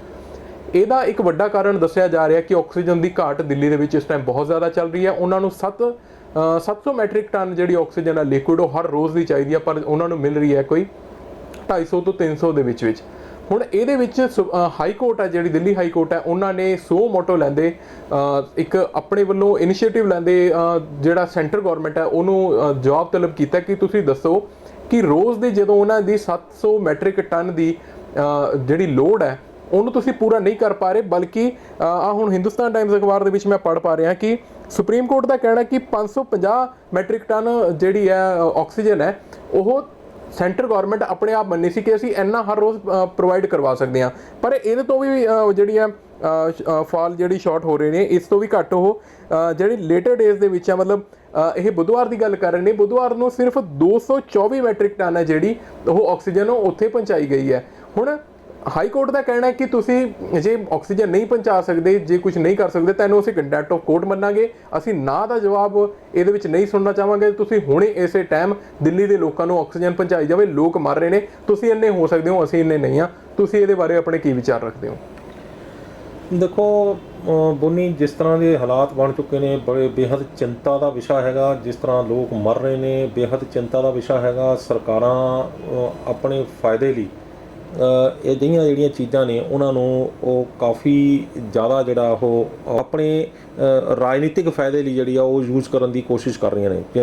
ਇਸ ਤਰ੍ਹਾਂ ਦੇ ਇਲਜ਼ਾਮ ਜਿਹੜੇ ਨੇ ਅਕਸਰ ਸੁਣਨ ਨੂੰ ਆਪਾਂ ਨੂੰ ਮਿਲ ਰਹੇ ਨੇ, ਕਿਉਂਕਿ ਜੇਕਰ ਪਿਛਲੇ ਸਮੇਂ ਦੇ ਦੌਰਾਨ ਆਪਾਂ ਦੇਖਿਆ ਜਾਵੇ ਤਾਂ ਜਿੱਥੇ ਜਿਹੜੀਆਂ ਇਲੈਕਸ਼ਨਸ ਹੋਈਆਂ ਨੇ, ਚੋਣਾਂ ਹੋਈਆਂ ਨੇ, ਉੱਥੇ ਕਿਤੇ ਵੀ ਕਰੋਨਾ ਦਾ ਕੋਈ ਵੀ ਰੌਲਾ ਜਾਂ ਕਿਤੇ ਵੀ ਕਰੋਨਾ ਦਾ ਜਿਹੜਾ ਪਾਬੰਦੀਆਂ ਨਹੀਂ ਲਗਾਈਆਂ ਗਿਆ। ਜਿੱਥੇ ਜਿੱਥੇ ਇਲੈਕਸ਼ਨ ਹੋਏ ਨੇ, ਇਲੈਕਸ਼ਨ ਹੋਣ ਦੇ ਕਾਰਨ ਜਿਹੜਾ ਉਹ ਲੰਘੇ ਸਮੇਂ ਦੇ ਦੌਰਾਨ ਪੈਟਰੋਲ ਤੇ ਡੀਜ਼ਲ ਦੀਆਂ ਕੀਮਤਾਂ ਜਿਹੜੀਆਂ ਨੇ ਉਹ ਸਥਿਰ ਰਹੀਆਂ ਨੇ, ਨਾ ਉਹ ਘਟੀਆਂ ਨਾ ਕੋਈ ਵਧੀਆਂ ਹੈਗੀਆਂ। ਘਟੀਆਂ ਤਾਂ ਥੋੜੇ ਬਹੁਤ ਸੀਗੀਆਂ ਪਰ ਵਧੀਆਂ ਨਹੀਂ ਸੀਗੀਆਂ। ਉਹ ਉੱਥੋਂ ਇਹ ਸਾਬਤ ਹੁੰਦਾ ਕਿ ਜਿਹੜਾ ਪੈਟਰੋਲ ਤੇ ਡੀਜ਼ਲ ਦੇ ਰੇਟ ਨੇ, ਪੈਟਰੋਲੀਅਮ ਰੇਟ ਨੇ, ਇਹ ਬਾਜ਼ਾਰ ਦੇ ਹੱਥਾਂ 'ਚ ਨਹੀਂ, ਇਹ ਕਿਤੇ ਨਾ ਕਿਤੇ ਜਿਹੜਾ ਸਰਕਾਰ ਦਾ ਕੰਟਰੋਲ ਇਹ 'ਤੇ ਹੈਗਾ। ਤੇ ਜਦੋਂ ਗੱਲ ਆਉਂਦੀ ਹੈ ਕਿ ਇਲੈਕਸ਼ਨ ਖਤਮ ਹੋ ਗਏ ਤੇ ਹੁਣ ਜਿਹੜਾ ਉਹ ਸੱਤਾਧਾਰੀ ਲੋਕਾਂ ਨੂੰ ਜਾਂ ਸਿਆਸੀ ਲੋਕਾਂ ਨੂੰ ਇਸ ਚੀਜ਼ ਦਾ ਕੋਈ ਫਰਕ ਨਹੀਂ ਪੈਂਦਾ, ਤਾਂ ਉਦੋਂ ਫਿਰ ਕਰੋਨਾ ਵੀ ਸਾਹਮਣੇ ਆ ਜਾਂਦਾ। ਉਦੋਂ ਫਿਰ ਆਕਸੀਜਨ ਤੇ ਉਹਦੇ ਰੇਟ ਵੀ ਜਿਹੜੇ ਨੇ ਉਹ ਵਧਣੇ ਘਟਣੇ ਸ਼ੁਰੂ ਹੋ ਜਾਂਦੇ ਨੇ ਪੈਟਰੋਲ ਦੇ। ਤੇ ਜਿਹੜਾ ਉਸ ਨੂੰ ਲੈ ਕੇ ਫਿਰ ਉਹ ਜਾਂਚ ਵੀ ਬਿਠਾਈਆਂ ਜਾਣ ਲੱਗ ਪੈਂਦੀਆਂ ਨੇ, ਹਿੰਸਾ ਵੀ ਹੁੰਦੀ ਹੈ, ਹਿੰਸਾ ਤੇ ਜਾਂਚਾਂ ਵੀ ਬਿਠਾਈਆਂ ਜਾਣ ਲੱਗ ਪੈਂਦੀਆਂ ਨੇ। ਇਹ ਸਾਰਾ ਕੁਝ ਜਿਹੜਾ ਹੈਗਾ ਉਸ ਤੋਂ ਬਾਅਦ ਹਿੰਸਾ ਹੋਣ ਤੋਂ ਬਾਅਦ ਫਿਰ ਭਾਰਤੀ ਜਨਤਾ ਪਾਰਟੀ ਇਹ ਕਹਿਣ ਲੱਗ ਪੈਂਦੀ ਹੈ ਵੀ ਅਸੀਂ ਧਰਨੇ ਦੇਵਾਂਗੇ। ਜਦ ਕਿ ਅਜਿਹੀ ਹਿੰਸਾ ਜਿਹੜੀ ਆ ਉਹ ਦਿੱਲੀ ਦੇ ਵਿੱਚ ਵੀ ਹੋਈ ਸ਼ਾਹੀਨ ਬਾਗ ਦੇ ਮਾਮਲੇ ਤੋਂ ਬਾਅਦ, ਉੱਥੇ ਵੀ ਜਿਹੜੇ ਉਹ ਕਾਫੀ ਕੁਝ ਹੰਗਾਮਾ ਹੋਇਆ, ਕਾਫੀ ਹਿੰਸਾ ਹੋਈ, ਕਾਫੀ ਲੋਕਾਂ ਨੂੰ ਨੁਕਸਾਨ ਪਹੁੰਚਿਆ, ਲੋਕਾਂ ਦੇ ਘਰ ਉਜੜ ਗਏ। ਤੇ ਉਸ ਮਾਮਲੇ ਨੂੰ ਲੈ ਕੇ ਭਾਰਤੀ ਜਨਤਾ ਪਾਰਟੀ ਨੇ ਅੱਜ ਤੱਕ ਨਹੀਂ ਕਿਹਾ ਵੀ ਅਸੀਂ ਧਰਨੇ ਦੇਣੇ ਨੇ। ਗੁਜਰਾਤ ਦੇ ਵਿੱਚ ਕਿੰਨੀਆਂ ਹਿੰਸਾ ਹੋਈਆਂ ਨੇ, ਉਸ ਮਾਮਲੇ ਨੂੰ ਲੈ ਕੇ ਭਾਰਤੀ ਜਨਤਾ ਪਾਰਟੀ ਨੇ ਅੱਜ ਤੱਕ ਨਹੀਂ ਕਿਹਾ ਵੀ ਅਸੀਂ ਧਰਨੇ ਦੇਵਾਂਗੇ। ਲੇਕਿਨ ਬੰਗਾਲ ਦੇ ਵਿੱਚ ਹਾਰ ਹੋਈ ਹੈ, ਉਸ ਤੋਂ ਬਾਅਦ ਤਾਮਿਲਨਾਡੂ 'ਚ ਹਾਰ ਹੋਈ ਹੈ, ਜਿੱਥੇ ਵੱਡੇ ਉਹਨਾਂ ਦੇ ਸਟੇਟਾਂ ਸੀਗੀਆਂ, ਜਿੱਥੇ ਉਹਨਾਂ ਨੂੰ ਉਮੀਦ ਸੀਗੀ ਕਿ ਇਹ ਸਟੇਟਾਂ ਸੂਬੇ ਜੇਕਰ ਸਾਡੇ ਹੱਥਾਂ 'ਚ ਆ ਜਾਂਦੇ ਨੇ ਤਾਂ ਭਵਿੱਖ ਦੇ ਵਿੱਚ 2024 ਦੀਆਂ ਵੋਟਾਂ ਦੌਰਾਨ ਉਹਨਾਂ ਨੂੰ ਸਰਕਾਰ ਬਣਾਉਣੀ ਸੌਖੀ ਹੋ ਜਾਏਗੀ। ਤਾਂ ਉੱਥੇ ਜਦੋਂ ਹਾਰ ਮਿਲ ਜਾਂਦੀ ਹੈ ਤਾਂ ਫਿਰ ਉੱਥੇ ਉਸ ਤੋਂ ਬਾਅਦ ਕਈ ਤਰ੍ਹਾਂ ਦੇ ਕਾਰਨ ਸਾਹਮਣੇ ਆਉਣ ਲੱਗ ਪੈਂਦੇ ਨੇ ਤੇ ਪ੍ਰਧਾਨ ਮੰਤਰੀ ਨੂੰ ਉਹਨਾਂ ਦੀ ਜਿਹੜੀ ਹੈ ਚਿੰਤਾ ਵੀ ਹੋਣ ਲੱਗ ਪੈਂਦੀ ਹੈ ਉਸ ਹਾਲਾਤਾਂ ਦੀ। ਰਾਜਪਾਲ ਵੀ ਜਿਹੜੇ ਉੱਥੋਂ ਦੀ ਰਿਪੋਰਟ ਮੰਗਦੇ ਨੇ ਤੇ ਪ੍ਰਧਾਨ ਮੰਤਰੀ ਵੀ ਰਾਜਪਾਲ ਤੋਂ ਰਿਪੋਰਟ ਮੰਗਦੇ ਨੇ। ਸੋ ਕਾਫੀ ਜਿਹੜਾ ਚੀਜ਼ਾਂ ਹੈਗਾ ਇਹਦੇ ਨਾਲ ਰਾਜਨੀਤੀ ਨਾਲ ਆਪਾਂ ਜੋੜ ਕੇ ਦੇਖ ਸਕਦੇ ਹਾਂ। ਹੁਣ ਆਪਾਂ ਗੱਲ ਕਰੀਏ ਜੇਕਰ ਦਿੱਲੀ ਦੇ ਵਿੱਚ ਆਕਸੀਜਨ ਦੀ, ਤਾਂ ਦਿੱਲੀ ਦੇ ਵਿੱਚ ਲੰਘੇ ਸਮੇਂ ਦੇ ਦੌਰਾਨ ਜੇਕਰ ਸਭ ਤੋਂ ਵੱਧ ਕਿਸੇ ਚੀਜ਼ ਨੇ ਲੋਕਾਂ ਨੂੰ ਆਪਣੇ ਵੱਲ ਆਕਰਸ਼ਿਤ ਕੀਤਾ ਤਾਂ ਉਹ ਕੀਤਾ ਸੀਗਾ ਉੱਥੋਂ ਦੀਆਂ ਸਿਹਤ ਸੁਵਿਧਾਵਾਂ ਨੇ ਤੇ ਉੱਥੋਂ ਦੇ ਜਿਹੜੇ ਸਿੱਖਿਆ ਜਿਹੜੇ ਸੰਸਥਾਨਾਂ ਨੇ। ਇਹ ਦੋਵੇਂ ਜਿਹੜੀਆਂ ਚੀਜ਼ਾਂ ਸੀ ਇਹਨਾਂ ਨੂੰ ਲੈ ਕੇ ਹੀ ਲੋਕਾਂ ਨੇ ਉੱਥੋਂ ਸਭ ਤੋਂ ਵੱਧ ਵੋਟਾਂ ਪਾਈਆਂ ਸੀਗੀਆਂ ਕੇਜਰੀਵਾਲ ਸਰਕਾਰ ਨੂੰ। ਤੇ ਹੁਣ ਸਮਾਂ ਜਿਹਾ ਆ ਗਿਆ ਜਦੋਂ ਸਿਹਤ ਸੁਵਿਧਾਵਾਂ ਦੀ ਸਭ ਤੋਂ ਜ਼ਿਆਦਾ ਲੋੜ ਹੈ। ਅਜੇ ਵਿੱਚ ਜਦੋਂ ਸਿਹਤ ਸੁਵਿਧਾਵਾਂ ਦੀ ਜਿਹੜੀ ਉਹ ਘਾਟ ਇਸ ਵੇਲੇ ਨਜ਼ਰ ਆ ਰਹੀ ਹੈ ਤੇ ਜਿਸ ਤਰੀਕੇ ਦੇ ਨਾਲ ਸਰਕਾਰ ਪ੍ਰਾਈਵੇਟ ਹਸਪਤਾਲਾਂ ਦੇ ਰੌਲਾ ਪਾ ਰਹੇ ਨੇ, ਜਿਸ ਤਰੀਕੇ ਦੇ ਨਾਲ ਕੇਜਰੀਵਾਲ ਸਰਕਾਰ ਵੀ ਜਿਹੜੀ ਰੌਲਾ ਪਾ ਰਹੀ ਹੈ ਵੀ ਸਾਨੂੰ ਆਕਸੀਜਨ ਨਹੀਂ ਮਿਲ ਰਹੀ, ਤਾਂ ਕਿਤੇ ਨਾ ਕਿਤੇ ਜਿਹੜਾ ਹੈ ਇਹਦੇ ਪਿੱਛੇ ਇਹਨੂੰ ਲੈ ਕੇ ਜਿਹੜੀ ਕੇਂਦਰ ਸਰਕਾਰ ਵੱਲੋਂ ਵੀ ਜਿਹੜੀ ਆ ਉਹਦੀ ਰਿਵਿਊ ਪਟੀਸ਼ਨ ਪਾਣਾ ਕਿ ਤੁਸੀਂ ਇਸ ਨੂੰ ਮੁੜ ਵਿਚਾਰ ਕਰੋ ਵੀ ਅਸੀਂ ਇੰਨੀ ਆਕਸੀਜਨ ਨਹੀਂ ਦੇ ਸਕਦੇ। ਤਾਂ ਕਿਤੇ ਨਾ ਕਿਤੇ ਜਿਹੜਾ ਇਹਦੇ ਪਿੱਛੇ ਰਾਜਨੀਤੀ ਕੰਮ ਕਰਨ ਹੋਣ ਦੇ ਜਿਹੜੇ ਦੋਸ਼ ਜਿਹੜੇ ਉਹ ਪੁਖਤਾ ਹੁੰਦੇ ਨਜ਼ਰ ਆ ਰਹੇ ਨੇ। ਤਾਂ ਮੇਰੇ ਵਿਚਾਰ ਦੇ ਨਾਲ ਜਿਹੜੇ ਹਾਈ ਕੋਰਟਾਂ ਨੇ ਜਾਂ ਸੁਪਰੀਮ ਕੋਰਟ ਨੇ ਜਿਹੜੇ ਸਖਤ ਕਦਮ ਚੁੱਕੇ ਨੇ ਤੇ ਸਖਤ ਹੁਕਮ ਦਿੱਤੇ ਨੇ ਵੀ ਅਸੀਂ ਕੁਝ ਵੀ ਸੁਣਾਂਗੇ ਨਹੀਂ, ਇਸ ਤੋਂ ਇਲਾਵਾ ਅਸੀਂ ਕੁਝ ਵੀ ਨਹੀਂ ਸੁਣਾਂਗੇ, ਸਿਰਫ ਤੁਸੀਂ ਇਹ ਜਵਾਬ ਦਾਇਰ ਕਰੋ ਕਿ ਤੁਸੀਂ ਆਕਸੀਜਨ ਸਪਲਾਈ ਕਰ ਰਹੇ ਹੋ ਜਾਂ ਨਹੀਂ ਕਰ ਰਹੇ ਹੋ ਜਾਂ ਕਿੰਨੀ ਕਰ ਰਹੇ ਹੋ। ਇਸ ਤੋਂ ਇਲਾਵਾ ਹੋਰ ਕੁਝ ਵੀ ਅਸੀਂ ਸੁਣਨਾ ਨਹੀਂ ਚਾਹੁੰਦੇ। ਤੁਸੀਂ ਸ਼ੁਤਰਮੁਰਗ ਵਾਂਗੂ ਖਤਰਾ ਦੇਖ ਕੇ ਆਪਣਾ ਸਿਰ ਰੇਤ ਦੇ ਵਿੱਚ ਵਾੜ ਸਕਦੇ ਹੋ ਪਰ ਅਸੀਂ ਇਹ ਕੰਮ ਨਹੀਂ ਕਰ ਸਕਦੇ। ਤੁਸੀਂ ਅੰਨੇ ਹੋ ਸਕਦੇ ਹੋ ਪਰ ਅਸੀਂ ਨਹੀਂ ਹੋ ਸਕਦੇ। ਤੇ ਪਰ ਇਹਦੇ ਨਾਲ ਉਹਨਾਂ ਨੇ ਇਹ ਕਿਹਾ ਕਿ ਸਲਾਹ ਵੀ ਦਿੱਤੀ ਹੈ ਕਿ ਤੁਸੀਂ ਜਿਸ ਤਰ੍ਹਾਂ ਬਲੱਡ ਬੈਂਕ ਬਣਾਉਂਦੇ ਹੋ ਉਸ ਤਰ੍ਹਾਂ ਤੁਸੀਂ ਆਕਸੀਜਨ ਬੈਂਕ ਵੀ ਬਣਾ ਸਕਦੇ ਹੋ। ਆਕਸੀਜਨ ਬੈਂਕ ਦੇ ਵਿੱਚ ਲੋਕ ਆਪਣੇ ਆਕਸੀਜਨ ਦੇ ਸਿਲੰਡਰ ਜਾਂ ਉਹ ਜਿਹੜੀ ਲੋੜਵੰਦ ਜਿਨ੍ਹਾਂ ਨੂੰ ਨਹੀਂ ਜ਼ਰੂਰਤ ਹੈਗੀ ਉਹ ਉੱਥੇ ਜਮ੍ਹਾਂ ਕਰਾ ਸਕਦੇ ਨੇ, ਜਿਹੜੇ ਲੋੜਵੰਦ ਨੇ ਉੱਥੋਂ ਲੈ ਸਕਦੇ ਨੇ। ਤਾਂ ਇਸ ਦੇ ਉੱਤੇ ਦਿੱਲੀ ਸਰਕਾਰ ਨੇ ਹਾਂ ਵੀ ਭਰ ਦਿੱਤੀ ਹੈ, ਭਾਵੇਂ ਕਿ ਦਿੱਲੀ ਵਿੱਚ ਸਰਕਾਰ ਦਾ ਨਾਮ ਜਿਹੜਾ ਉਹ ਉਪ ਰਾਜਪਾਲ ਹੈ ਤੇ ਜਿਹੜਾ ਕੇਜਰੀਵਾਲ ਹੋਣੀ ਤੇ ਇਸ ਵੇਲੇ ਜਿਹੜੇ ਉਹ ਇੱਕ ਮੋਹਰ ਬਣ ਕੇ ਰਹਿ ਗਏ ਨੇ, ਇੱਕ ਸਿਰਫ ਨਾਮ ਦੀ ਸਰਕਾਰ ਬਣ ਕੇ ਰਹਿ ਗਏ ਨੇ। ਤੇ ਦਿੱਲੀ ਦੇ ਲੋਕ ਜਿਹੜੇ ਨੇ ਇਸ ਵੇਲੇ ਆਪਣੇ ਆਪ ਨੂੰ, ਜਦੋਂ ਇਸ ਵੇਲੇ ਸਭ ਤੋਂ ਵੱਧ ਜ਼ਰੂਰਤ ਹੈ ਦਿੱਲੀ ਦੇ ਲੋਕਾਂ ਨੂੰ ਸਰਕਾਰ ਦੀ, ਤੇ ਉਸ ਵੇਲੇ ਫਿਰ ਦਿੱਲੀ ਦੇ ਲੋਕ ਆਪਣੇ ਆਪ ਨੂੰ ਬਹੁਤ ਵੱਡੇ ਠੱਗੇ ਹੋਏ ਮਹਿਸੂਸ ਕਰ ਰਹੇ ਨੇ ਕਿਉਂਕਿ ਉਹਨਾਂ ਨੇ ਵੋਟਾਂ ਜਿਹੜੀਆਂ ਸੀ ਉਹ ਕੇਜਰੀਵਾਲ ਜਿਹੜੀ ਆਮ ਆਦਮੀ ਪਾਰਟੀ ਨੂੰ ਪਾਈਆਂ ਸੀ, ਨਾ ਕਿ ਜਿਹੜਾ ਉੱਥੇ ਬੈਦਲ ਸਾਹਿਬ ਨੂੰ ਜਿਹੜੇ ਉਪ ਰਾਜਪਾਲ ਨੇ ਉਹਨਾਂ ਨੂੰ ਪਾਈਆਂ ਸੀਗੀਆਂ। ਆਪਣੇ ਆਪ ਨੂੰ ਇਸ ਵੇਲੇ ਠੱਗੇ ਮਹਿਸੂਸ ਕਰ ਰਹੇ ਨੇ, ਖਤਰਾ ਮਹਿਸੂਸ ਕਰ ਰਹੇ ਨੇ ਕਿ ਸਾਡੀ ਜਾਨ ਨੂੰ ਖਤਰਾ ਹੈ ਕਿ ਤੇ ਸਿਰਫ ਜਿਹੜਾ ਸਿਆਸਤ ਹੈ ਇੱਥੇ ਭਾਰੂ ਹੋ ਰਹੀ ਹੈ। ਤੇ ਆਉਣ ਵਾਲੇ ਸਮੇਂ ਦੇ ਵਿੱਚ ਇਹਦੇ ਵਿੱਚ ਜੇ ਅਦਾਲਤਾਂ ਹੋਰ ਸਖਤ ਕਦਮ ਚੁੱਕਦਿਆਂ ਕੰਟੈਂਪਟ ਆਫ ਕੋਰਟ ਦੇ ਜਿਹੜੇ ਅਧਿਕਾਰੀ ਜ਼ਿੰਮੇਵਾਰ ਹੋਣਗੇ ਕਿਉਂਕਿ ਇਹਦੇ ਵਿੱਚ ਸਰਕਾਰਾਂ ਨੂੰ ਕਿਤੇ ਵੀ ਉਹ ਇਨਵੋਲਵ ਨਹੀਂ ਕਰਦੀਆਂ ਜਿਹੜੀਆਂ ਅਦਾਲਤਾਂ ਨੇ। ਉਹਦੇ 'ਚ ਚੀਫ ਸੈਕਟਰੀ ਜਿਹੜੇ ਹੁੰਦੇ ਨੇ ਜਾਂ ਮੁੱਖ ਜਿਹੜੇ ਹੁੰਦੇ ਨੇ ਮੇਨ ਅਧਿਕਾਰੀ ਜਿਨ੍ਹਾਂ ਨੇ ਅੱਗੋਂ ਸਰਕਾਰ ਚਲਾਉਣੀ ਹੁੰਦੀ ਹੈ ਉਹਨਾਂ ਨੂੰ ਇਨਵੋਲਵ ਕੀਤਾ ਜਾਂਦਾ ਤੇ ਉਹ ਜਿਹੜੇ ਨੇ ਉਹ ਸਰਕਾਰੀ ਨੌਕਰ ਹੁੰਦੇ ਨੇ ਤੇ ਉਹਨਾਂ ਨੂੰ ਜਿਹੜਾ ਹਰ ਹਾਲਤ ਦੇ ਵਿੱਚ ਜਿਹੜੀ ਆ ਉਹਨਾਂ ਦੇ ਸੁਪਰੀਮ ਕੋਰਟ ਜਾਂ ਅਦਾਲਤਾਂ ਦੇ ਹੁਕਮਾਂ ਦੀ ਪਾਲਣਾ ਕਰਨੀ ਹੁੰਦੀ ਹੈ। ਤੇ ਜੇਕਰ ਕੰਟੈਂਪਟ ਆਫ ਕੋਰਟ ਉਹਨਾਂ ਨੂੰ ਪੈਂਦੀ ਹੈ ਤਾਂ ਫਿਰ ਉਹ ਆਪਣੀ ਨੌਕਰੀ ਬਚਾਉਣ ਲਈ ਉਹਨਾਂ ਨੂੰ ਇਹ ਸਾਰਾ ਕੁਝ ਕਰਨਾ ਹੀ ਪੈਣਾ। ਜੀ ਬੜੇ ਇਹ ਤਿੱਖੇ ਜਿਹੜੇ ਆਰੋਪ ਬੜੇ ਤਿੱਖੇ ਕਮੈਂਟਸ ਦੇ ਰਹੀ ਹੈ ਇੱਥੇ ਹਾਈ ਕੋਰਟ ਹੈ ਜਿਹੜੀ ਦੇਖਣ ਨੂੰ ਆਪਾਂ ਪਿਛਲੇ ਕੁਝ ਸਮੇਂ ਤੋਂ ਆਪਾਂ ਨੂੰ ਮਿਲ ਰਿਹਾ ਕਿ ਜਦੋਂ ਦਾ ਲਾ ਲਓ ਭਾਰਤ ਦਾ ਲੋਕਤੰਤਰ ਸ਼ੁਰੂ ਹੋਇਆ ਉਦੋਂ ਦਾ ਇਹ ਕੋਰਟਾਂ ਦਾ ਤੇ ਜਿਹੜਾ ਸਰਕਾਰਾਂ ਦਾ ਉਹ ਕੁਝ ਖਾਸ ਆਪਸ ਦੇ ਵਿੱਚ ਬਣੀ ਨਹੀਂ ਹੈ। ਇੱਕ ਖੂਬਸੂਰਤ ਲੋਕਤੰਤਰ ਦੀ ਜਿਹੜੀ ਨੀਂਹ ਹੁੰਦੀ ਆ ਉਹ ਵੀ ਇਹੀ ਮੰਨੀ ਜਾਂਦੀ ਹੈ ਕਿ ਹਰ ਇੱਕ ਅਥਾਰਟੀ ਦੂਜੇ ਨੂੰ ਚੈਲੰਜ ਕਰਦੀ ਹੋਵੇ। ਜੇ ਕਿਸੇ ਕੋਲ ਵੀ ਜ਼ਿਆਦਾ ਸ਼ਕਤੀ ਆ ਜਾਂਦੀ ਹੈ ਤਾਂ ਉਹ ਲੋਕਤੰਤਰ ਨੂੰ ਇੱਕ ਖਤਰਾ ਬਣ ਜਾਂਦੀ ਹੈ, ਇੱਕ ਤਰ੍ਹਾਂ ਦਾ ਤਾਨਾਸ਼ਾਹੀ ਦਾ ਰੂਪ ਹਾਸਲ ਕਰ ਲੈਂਦੀ ਹੈ, ਜਿਵੇਂ ਕਿ ਆਪਾਂ ਐਮਰਜੈਂਸੀ ਦੇ ਦੌਰਾਨ ਦੇਖਿਆ ਇੰਦਰਾ ਗਾਂਧੀ ਉਹਨਾਂ ਦੇ ਟਾਈਮ ਤੇ। ਹੁਣ ਆਪਾਂ ਗੱਲ ਦੁਬਾਰਾ ਇਸੇ ਦਿੱਲੀ ਮਾਮਲੇ ਦੇ ਉੱਪਰ ਆਨੇ, ਆਕਸੀਜਨ ਦੇ ਉੱਪਰ ਆਨੇ ਆ। ਹਾਈ ਕੋਰਟ ਦਾ ਕਹਿਣਾ ਹੈ ਕਿ ਉਹ ਨਾ ਦਾ ਆਨਸਰ ਤਾਂ ਸੁਣਨਗੇ ਹੀ ਨਹੀਂ, ਉਹ ਸਿੱਧਾ ਇਹ ਜਵਾਬ ਦੇਣ, ਜਿਹੜੇ ਅਥਾਰਟੀਜ਼ ਨੇ, ਜਿਹੜੀ ਸਰਕਾਰ ਆ ਉਹ ਸਿੱਧੀ ਜਵਾਬ ਦੇਵੇ ਕਿ ਉਹ ਇਸ ਟਾਈਮ ਦੇ ਉੱਪਰ ਕਿੰਨੀ ਤੇ ਜਿਹੜੀ 700 ਮੈਟ੍ਰਿਕ ਟਨ ਹੈ ਜਿਹੜੀ ਸ਼ੁਰੂ ਦੇ ਵਿੱਚ ਕੇਜਰੀਵਾਲ ਸਰਕਾਰ ਨੇ ਮੰਗ ਕੀਤੀ ਸੀ ਸੈਂਟਰ ਤੋਂ ਕਿ ਉਹ ਆਕਸੀਜਨ ਉਨੀ ਮਾਤਰਾ ਦੇ ਵਿੱਚ ਹਰ ਰੋਜ਼ ਕਿਵੇਂ ਪਹੁੰਚਾਏਗੀ ਤੇ ਕਦੋਂ ਪਹੁੰਚਾਣੀ ਸ਼ੁਰੂ ਕਰੇਗੀ। ਦੂਜਾ, ਇਸ ਉੱਪਰ ਆਮ ਆਦਮੀ ਪਾਰਟੀ ਦੇ ਐਮਐਲਏ ਰਾਘਵ ਚੱਡਾ ਨੇ ਇਹਨਾਂ ਨੇ ਐਚਟੀ ਨੂੰ ਜਿਹੜਾ ਆਪਣਾ ਬਿਆਨ ਦਿੱਤਾ ਉਹਦੇ ਵਿੱਚ ਕਿਹਾ ਕਿ 3 ਮਈ ਨੂੰ ਸਾਨੂੰ 433 ਮੈਟ੍ਰਿਕ ਟਨ ਆਕਸੀਜਨ ਸਾਨੂੰ ਮਿਲੀ ਹੈ ਤੇ ਸਾਨੂੰ ਲੋੜ ਸੀਗੀ 976 ਮੈਟ੍ਰਿਕ ਟਨ ਦੀ। ਤੁਸੀਂ ਦੇਖ ਰਹੇ ਹੋ ਕਿ ਸਿਰਫ 40% ਉਹਨਾਂ ਨੂੰ ਜਿਹੜੀ ਆਕਸੀਜਨ ਮਿਲ ਰਹੀ ਹੈ। ਇਹ ਆਕਸੀਜਨ ਦੀ ਆਪਾਂ ਗੱਲ ਹੋ ਰਹੀ ਹੈ, ਇਹ ਕੋਈ ਪੈਟਰੋਲ ਦੀ ਗੱਲ ਨਹੀਂ ਹੋ ਰਹੀ ਹੈ, ਕੋਈ ਗੈਸ ਦੀ ਗੱਲ ਨਹੀਂ ਹੋ ਰਹੀ, ਇਹ ਕੋਈ ਸੋਨੇ ਦੀ ਗੱਲ ਨਹੀਂ ਹੋ ਰਹੀ, ਨਾ ਕੋਈ ਇਹ ਡਾਇਮੰਡ ਦੀ ਗੱਲ ਹੋ ਰਹੀ ਹੈ। ਇਹ ਸਭ ਤੋਂ ਜ਼ਰੂਰੀ ਚੀਜ਼ ਹੈ, ਬੇਸਿਕ ਚੀਜ਼ ਹੈ। ਜੇ ਲੋਕਾਂ ਨੂੰ ਆਕਸੀਜਨ, ਤੁਸੀਂ ਹਵਾ ਨਹੀਂ ਪ੍ਰਦਾਨ ਕਰ ਸਕਦੇ ਇੱਕ ਦੇਸ਼ ਦੇ ਵਿੱਚ। ਜੇ ਇਹ ਉਸੇ ਦਿੱਲੀ ਦੀ ਗੱਲ ਹੋ ਰਹੀ ਹੈ ਜਿੱਥੇ ਪ੍ਰਦੂਸ਼ਣ ਦੇ ਕਾਰਨ ਹਰ ਸਾਲ ਲੋਕ ਫੇਫੜਿਆਂ ਦੀ ਬਿਮਾਰੀਆਂ ਦੇ ਨਾਲ ਮਰਨ ਨੂੰ ਜਿਹੜੇ ਨੇ ਉਹ ਮਜਬੂਰ ਨੇ, ਤੇ ਜੇਕਰ ਹੁਣ ਉਹਨਾਂ ਨੂੰ ਸਾਫ਼ ਹਵਾ, ਜਿਹੜੀ ਸਾਫ਼ ਹਵਾ ਦਾ ਛੱਡੋ, ਜਿਹੜੀ ਪ੍ਰਦੂਸ਼ਿਤ ਹਵਾ ਉਹ ਵੀ ਨਹੀਂ ਮਿਲ ਰਹੀ, ਤਾਂ ਹੁਣ ਲੋਕੀ ਜੀਣਗੇ ਕਿਵੇਂ? ਇਹਦਾ ਮਤਲਬ ਇਹ ਤਾਂ ਫਿਰ ਜਿਹੜੇ ਬੇਸਿਕ ਰਾਈਟਸ ਨੇ, ਹਿਊਮਨ ਰਾਈਟਸ, ਉਹਨਾਂ ਦਾ ਹਨਨ ਹੈ ਨਾ। ਤੇ ਇਹ ਜਿਹੜੀ ਸੈਂਟਰ ਗਵਰਨਮੈਂਟ ਆ ਜਾਂ ਜਿਹੜੇ ਅਥਾਰਟੀਜ਼ ਨੇ, ਇਹਨਾਂ ਨੂੰ ਫਿਰ ਤੁਸੀਂ ਯੂਨੀਵਰਸਲ ਲੈਵਲ ਦੇ ਉੱਪਰ ਹੈ ਉਹ ਆਪਾਂ ਇਹਨਾਂ ਨੂੰ ਕਿਉਂ ਨਾ ਟਰਾਈ ਕੀਤਾ ਜਾਵੇ ਕਿ ਇਹ ਇੱਕ ਹਿਊਮੈਨਿਟੀ ਦੇ ਅਗੇਂਸਟ, ਮਨੁੱਖਤਾ ਦੇ ਅਗੇਂਸਟ ਇਹ ਅਪਰਾਧ ਕਰ ਰਹੇ ਨੇ। ਬਿਲਕੁਲ ਮਨੁੱਖਤਾ ਦੇ ਅਗੇਂਸਟ ਤਾਂ ਅਪਰਾਧ ਹੈ ਹੀ ਹੈ, ਕਿਉਂਕਿ ਜਿਹੜੇ ਵੀ ਲੋਕ ਇਹਦੇ ਵਿੱਚ ਜ਼ਿੰਮੇਵਾਰ ਹੋਣਗੇ ਉਹਨਾਂ ਨੂੰ ਇਹਦੇ ਵਿੱਚ ਉਹਨਾਂ ਦੀ ਜ਼ਿੰਮੇਵਾਰੀ ਫਿਕਸ ਕਰਨ ਦੀ ਲੋੜ ਹੈ ਜੀ। ਕਿਉਂਕਿ ਇਹ ਕੋਈ ਇੱਕਦਮ ਨਹੀਂ ਹੋਇਆ। ਜੇ ਆਪਾਂ ਕਹੀਏ ਵੀ ਉਹ ਕਰੋਨਾ ਆ ਗਿਆ ਤੇ ਇੱਕਦਮ ਕੋਈ ਪਿੱਛੋਂ ਦੀ ਆ ਕੇ ਕਿਸੇ ਨੇ ਦੰਦੀ ਵੱਢ ਲਈ ਆਪਣੇ, ਪੂਰੇ 1.5 ਸਾਲ ਦਾ ਟਾਈਮ ਇਹਨਾਂ ਕੋਲ ਸੀਗਾ। ਬਿਲਕੁਲ ਪਹਿਲਾਂ ਤਾਂ ਦੇਖੋ, ਜੇ ਤੁਸੀਂ ਦੇਖਿਆ ਹੋਵੇਗਾ, ਪਹਿਲਾਂ ਸਾਡੀ ਜਿਹੜਾ ਸਿਹਤ ਮੰਤਰਾਲੇ ਹੈ, ਇੰਡੀਆ ਦਾ ਸਿਹਤ ਮੰਤਰਾਲੇ, ਉਹ ਇਹ ਕਹਿੰਦਾ ਕਿ ਕਰੋਨਾ ਜਦੋਂ ਤੱਕ ਭਾਰਤ ਦੇ ਵਿੱਚ ਐਂਟਰ ਨਹੀਂ ਹੋਇਆ ਪੂਰੀ ਚੰਗੀ ਤਰ੍ਹਾਂ, ਤਾਂ ਉਹਨਾਂ ਦਾ ਤਾਂ ਇਹ ਕਹਿਣਾ ਸੀ ਕਿ ਕੋਈ ਹੈਲਥ ਇਸ਼ੂ ਹੈ ਹੀ ਨਹੀਂ ਇੰਡੀਆ ਦੇ ਵਿੱਚ। ਬਿਲਕੁਲ, ਇਹਦੇ ਵਿੱਚ ਤੁਸੀਂ ਸ਼ੁਰੂ ਤੋਂ ਦੇਖੋ ਕਿ ਜਦੋਂ ਕਰੋਨਾ ਜਿਹੜਾ ਸੀ ਉਹ ਦੁਨੀਆ ਭਰ ਦੇ ਵਿੱਚ ਫੈਲਣਾ ਸ਼ੁਰੂ ਹੋਇਆ ਸੀ। ਚੀਨ ਤੋਂ ਸ਼ੁਰੂ ਹੋਇਆ, ਇਟਲੀ, ਅਮਰੀਕਾ, ਹੋਰ ਸਟੇਟਾਂ, ਹੋਰ ਜਿਹੜੀਆਂ ਦੁਨੀਆ ਦੇ ਦੇਸ਼ਾਂ ਦੇ ਵਿੱਚੋਂ ਹੁੰਦਾ ਹੋਇਆ, ਜਦ ਨੂੰ ਉਹ ਪੂਰੀ ਤਰ੍ਹਾਂ ਉੱਥੇ ਫੈਲਿਆ, ਉਦੋਂ ਬਾਅਦ ਜਿਹੜਾ ਭਾਰਤ ਦੇ ਵਿੱਚ ਦਾਖਲ ਹੋਇਆ ਤੇ ਭਾਰਤ ਦੇ ਵਿੱਚ ਜਿਹੜਾ ਉਹ ਅਪ੍ਰੈਲ ਦੇ ਵਿੱਚ ਜਾ ਕੇ ਲੋਕਡਾਊਨ ਜਿਹੜਾ ਸੀ ਉਹ ਲੱਗਿਆ ਸੀ ਜੀ। ਤੇ ਇਹ ਜਿਹੜਾ 2019 ਦੇ ਵਿੱਚ ਦਸੰਬਰ ਮਹੀਨੇ ਦੇ ਵਿੱਚ ਜਿਹੜਾ ਇਹ ਫੈਲਣਾ ਸ਼ੁਰੂ ਹੋਇਆ ਸੀ।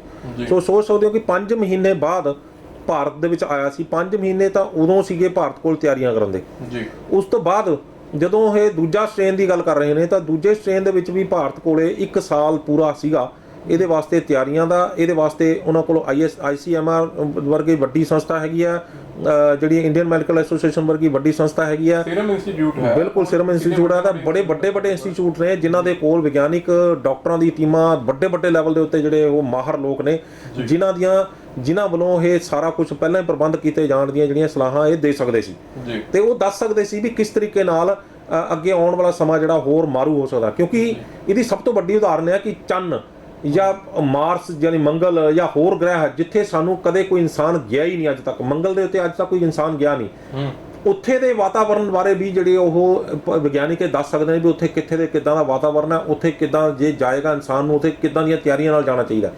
ਤੇ ਇੱਥੇ ਤਾਂ ਫਿਰ ਆਪਾਂ ਆਪਣੀ ਧਰਤੀ ਦੇ ਉੱਤੇ ਬੈਠੇ ਆ, ਇੱਥੇ ਦਾ ਜੇਕਰ ਇੱਕ ਵਾਇਰਸ ਆ ਰਿਹਾ ਤਾਂ ਉਹਦੇ ਬਾਰੇ ਤਾਂ ਆਪਾਂ ਪਹਿਲਾਂ ਅੰਦਾਜ਼ਾ ਲਾ ਸਕਦੇ ਹਾਂ, ਕਿਉਂਕਿ ਉਹਨਾਂ ਸਭ ਤੋਂ ਵੱਡਾ ਪਹਿਲੀ ਗੱਲ ਤਾਂ ਇਹ ਹੈ ਕਿ ਸਾਰਿਆਂ ਨੂੰ ਇਹ ਪਤਾ ਸੀ ਕਿ ਇਹ ਵਾਇਰਸ ਸਭ ਤੋਂ ਵੱਧ ਪ੍ਰਭਾਵ ਪਾਉਂਦਾ ਫੇਫੜਿਆਂ ਨੂੰ। ਫੇਫੜਿਆਂ ਦੇ ਉੱਤੇ ਸਭ ਤੋਂ ਗਲਾ, ਜਿਹੜੇ ਰੈਸਪੀਰੇਟਰੀ ਸਿਸਟਮ ਨੂੰ ਜਿਹੜਾ ਸਭ ਤੋਂ ਵੱਧ ਪ੍ਰਭਾਵਿਤ ਕਰਦਾ। ਤਾਂ ਆਪਾਂ ਨੂੰ ਪਤਾ ਹੋਣਾ ਚਾਹੀਦਾ ਵੀ ਜੇਕਰ ਆਪਣੇ ਫੇਫੜੇ ਬਲੌਕ ਹੋ ਜਾਂਦੇ ਨੇ, ਇਹ ਵਾਇਰਸ ਜ਼ਿਆਦਾ ਵਿਕਰਾਲ ਰੂਪ ਧਾਰਨ ਕਰ ਲੈਂਦਾ, ਫੇਫੜੇ ਬਲੌਕ ਹੋ ਜਾਂਦੇ ਨੇ, ਤਾਂ ਸਭ ਤੋਂ ਜ਼ਿਆਦਾ ਜ਼ਰੂਰਤ ਪਏਗੀ ਸਾਨੂੰ ਆਕਸੀਜਨ ਦੀ, ਸਭ ਤੋਂ ਜ਼ਿਆਦਾ ਜ਼ਰੂਰਤ ਪਏਗੀ ਸਾਨੂੰ ਵੈਂਟੀਲੇਟਰਸ ਦੀ। ਤਾਂ ਸਾਨੂੰ ਇਸ ਚੀਜ਼ ਦਾ ਪਹਿਲਾਂ ਪ੍ਰਬੰਧ ਕਰਕੇ ਰੱਖਣਾ ਚਾਹੀਦਾ ਸੀਗਾ ਕਿ ਆਕਸੀਜਨ ਦੇ ਪਲਾਂਟ ਪਹਿਲਾਂ ਲਗਾ ਲੈਂਦੇ। ਵੈਂਟੀਲੇਟਰ ਦੀ ਜਿਹੜੀ ਸਭ ਤੋਂ ਜ਼ਿਆਦਾ ਜ਼ਰੂਰਤ ਹੁੰਦੀ ਹੈ, ਵੈਂਟੀਲੇਟਰ ਹਰੇਕ ਹਸਪਤਾਲ ਵਿੱਚ ਵੈਂਟੀਲੇਟਰ ਦੇ ਬੈੱਡ ਹੋਣੇ ਚਾਹੀਦੇ ਸੀ, ਸਾਰੇ ਤਕਰੀਬਨ ਜਿਹੜੇ ਹਰ ਬੈੱਡ ਜਿਹੜਾ ਇਸ ਤਰ੍ਹਾਂ ਦਾ ਹੋਣਾ ਚਾਹੀਦਾ ਸੀ। ਇਸ ਤਰ੍ਹਾਂ ਦੇ ਪ੍ਰਬੰਧ ਸਾਨੂੰ ਪਹਿਲਾਂ ਕਰਕੇ ਰੱਖ ਲੈਣੇ ਚਾਹੀਦੇ ਸੀਗੇ, ਕਿਉਂਕਿ ਇਹ ਹੁਣ ਵੀ ਕਹਿ ਰਹੇ ਨੇ ਵੀ ਹਾਲੇ ਵੀ ਦੂਜਾ, ਤੀਜਾ, ਚੌਥਾ, ਜਿਹੜਾ ਪੰਜਵਾਂ ਜਿਹੜਾ ਸਟ੍ਰੇਨ ਵਾਲੇ ਆਉਣੇ ਬਾਕੀ ਨੇ ਜੀ। ਤੇ ਜੇਕਰ ਜਿਹੜਾ ਇਹਨਾਂ ਦਾ ਸੁੰਦਰ ਪਿਚਾਈ ਦੀ ਆਪਾਂ ਗੱਲ ਨੂੰ ਸੁਣੀਏ, ਗੂਗਲ ਦੇ ਜਿਹੜੇ CEO ਨੇ, ਉਹਨਾਂ ਦਾ ਇਹ ਕਹਿਣਾ ਕਿ ਭਾਰਤ ਦੇ ਵਿੱਚ ਹਲੇ ਕਰੋਨਾ ਦਾ ਸਭ ਤੋਂ ਬੁਰਾ ਦੌਰ ਆਉਣਾ ਹਲੇ ਬਾਕੀ ਹੈ। ਸੋ ਜਦੋਂ ਇਸ ਤਰ੍ਹਾਂ ਦੀਆਂ ਗੱਲਾਂ ਸਾਹਮਣੇ ਆਉਂਦੀਆਂ ਨੇ ਤਾਂ ਇਹ ਤੁਸੀਂ ਸੋਚ ਸਕਦੇ ਹੋ ਕਿ ਉਦੋਂ ਵੀ ਨਾ ਤਿਆਰੀ ਕਰਕੇ ਰੱਖਣਾ, ਚਾਹੇ ਉਹ ਇੱਕ ਚੀਜ਼ ਦੀ ਅਫਵਾਹ ਹੀ ਕਿਉਂ ਨਾ ਹੋਵੇ। ਮੰਨ ਲਓ ਕਿ ਇੱਕ ਬੰਦਾ ਇਹ ਕਹਿ ਦਿੰਦਾ ਕਿ ਜਹਾਜ਼ ਦੇ ਵਿੱਚ ਬੰਬ ਰੱਖਿਆ ਹੋਇਆ, ਤਾਂ ਕੀ ਫਿਰ ਉਹਨੂੰ ਇਹ ਸੋਚ ਲੈਣਗੇ ਵੀ ਕੋਈ ਗੱਲ ਨਹੀਂ ਬੰਬ ਕਿਸੇ ਨੇ ਬਕਵਾਸ ਮਾਰੀ ਹੈ? ਉਹ ਬਿਲਕੁਲ ਚੈੱਕ ਨਹੀਂ ਕਰਨਗੇ। ਹਰ ਹਾਲਤ ਦੇ ਵਿੱਚ ਪੂਰੇ ਜਹਾਜ਼ ਨੂੰ ਖਾਲੀ ਕਰਕੇ ਉਹਨੂੰ ਚੈੱਕ ਕਰਕੇ ਇੱਕ ਕੋਨਾ ਉਹਦਾ ਛਾਣ ਕੇ ਸਕੈਨ ਕਰਕੇ ਉਹਨੂੰ ਫਿਰ ਉਹਦੇ ਅੰਦਰ ਜਿਹੜੀ ਆ ਉਹ ਅਗਲੀ ਕਾਰਵਾਈ ਸਟਾਰਟ ਹੁੰਦੀ ਹੈ, ਉਹਨੂੰ ਸਵਾਰੀਆਂ ਉਠਾਈਆਂ ਜਾਂਦੀਆਂ ਨੇ। ਇੱਥੇ ਤਾਂ ਸਾਰਾ ਕੁਝ ਪਤਾ ਹੈ ਕਿ ਸਾਡੇ ਨਾਲ ਐਦਾਂ ਹੋਣ ਵਾਲਾ, ਆਉਣ ਵਾਲੇ ਟਾਈਮ ਵਿੱਚ ਇਹ ਚੀਜ਼ ਹਾਲਾਤ ਖਰਾਬ ਕਰ ਸਕਦੇ ਨੇ, ਉਹਦੇ ਬਾਵਜੂਦ ਵੀ ਸਰਕਾਰਾਂ ਨੇ ਕੁਝ ਵੀ ਨਹੀਂ ਕੀਤਾ।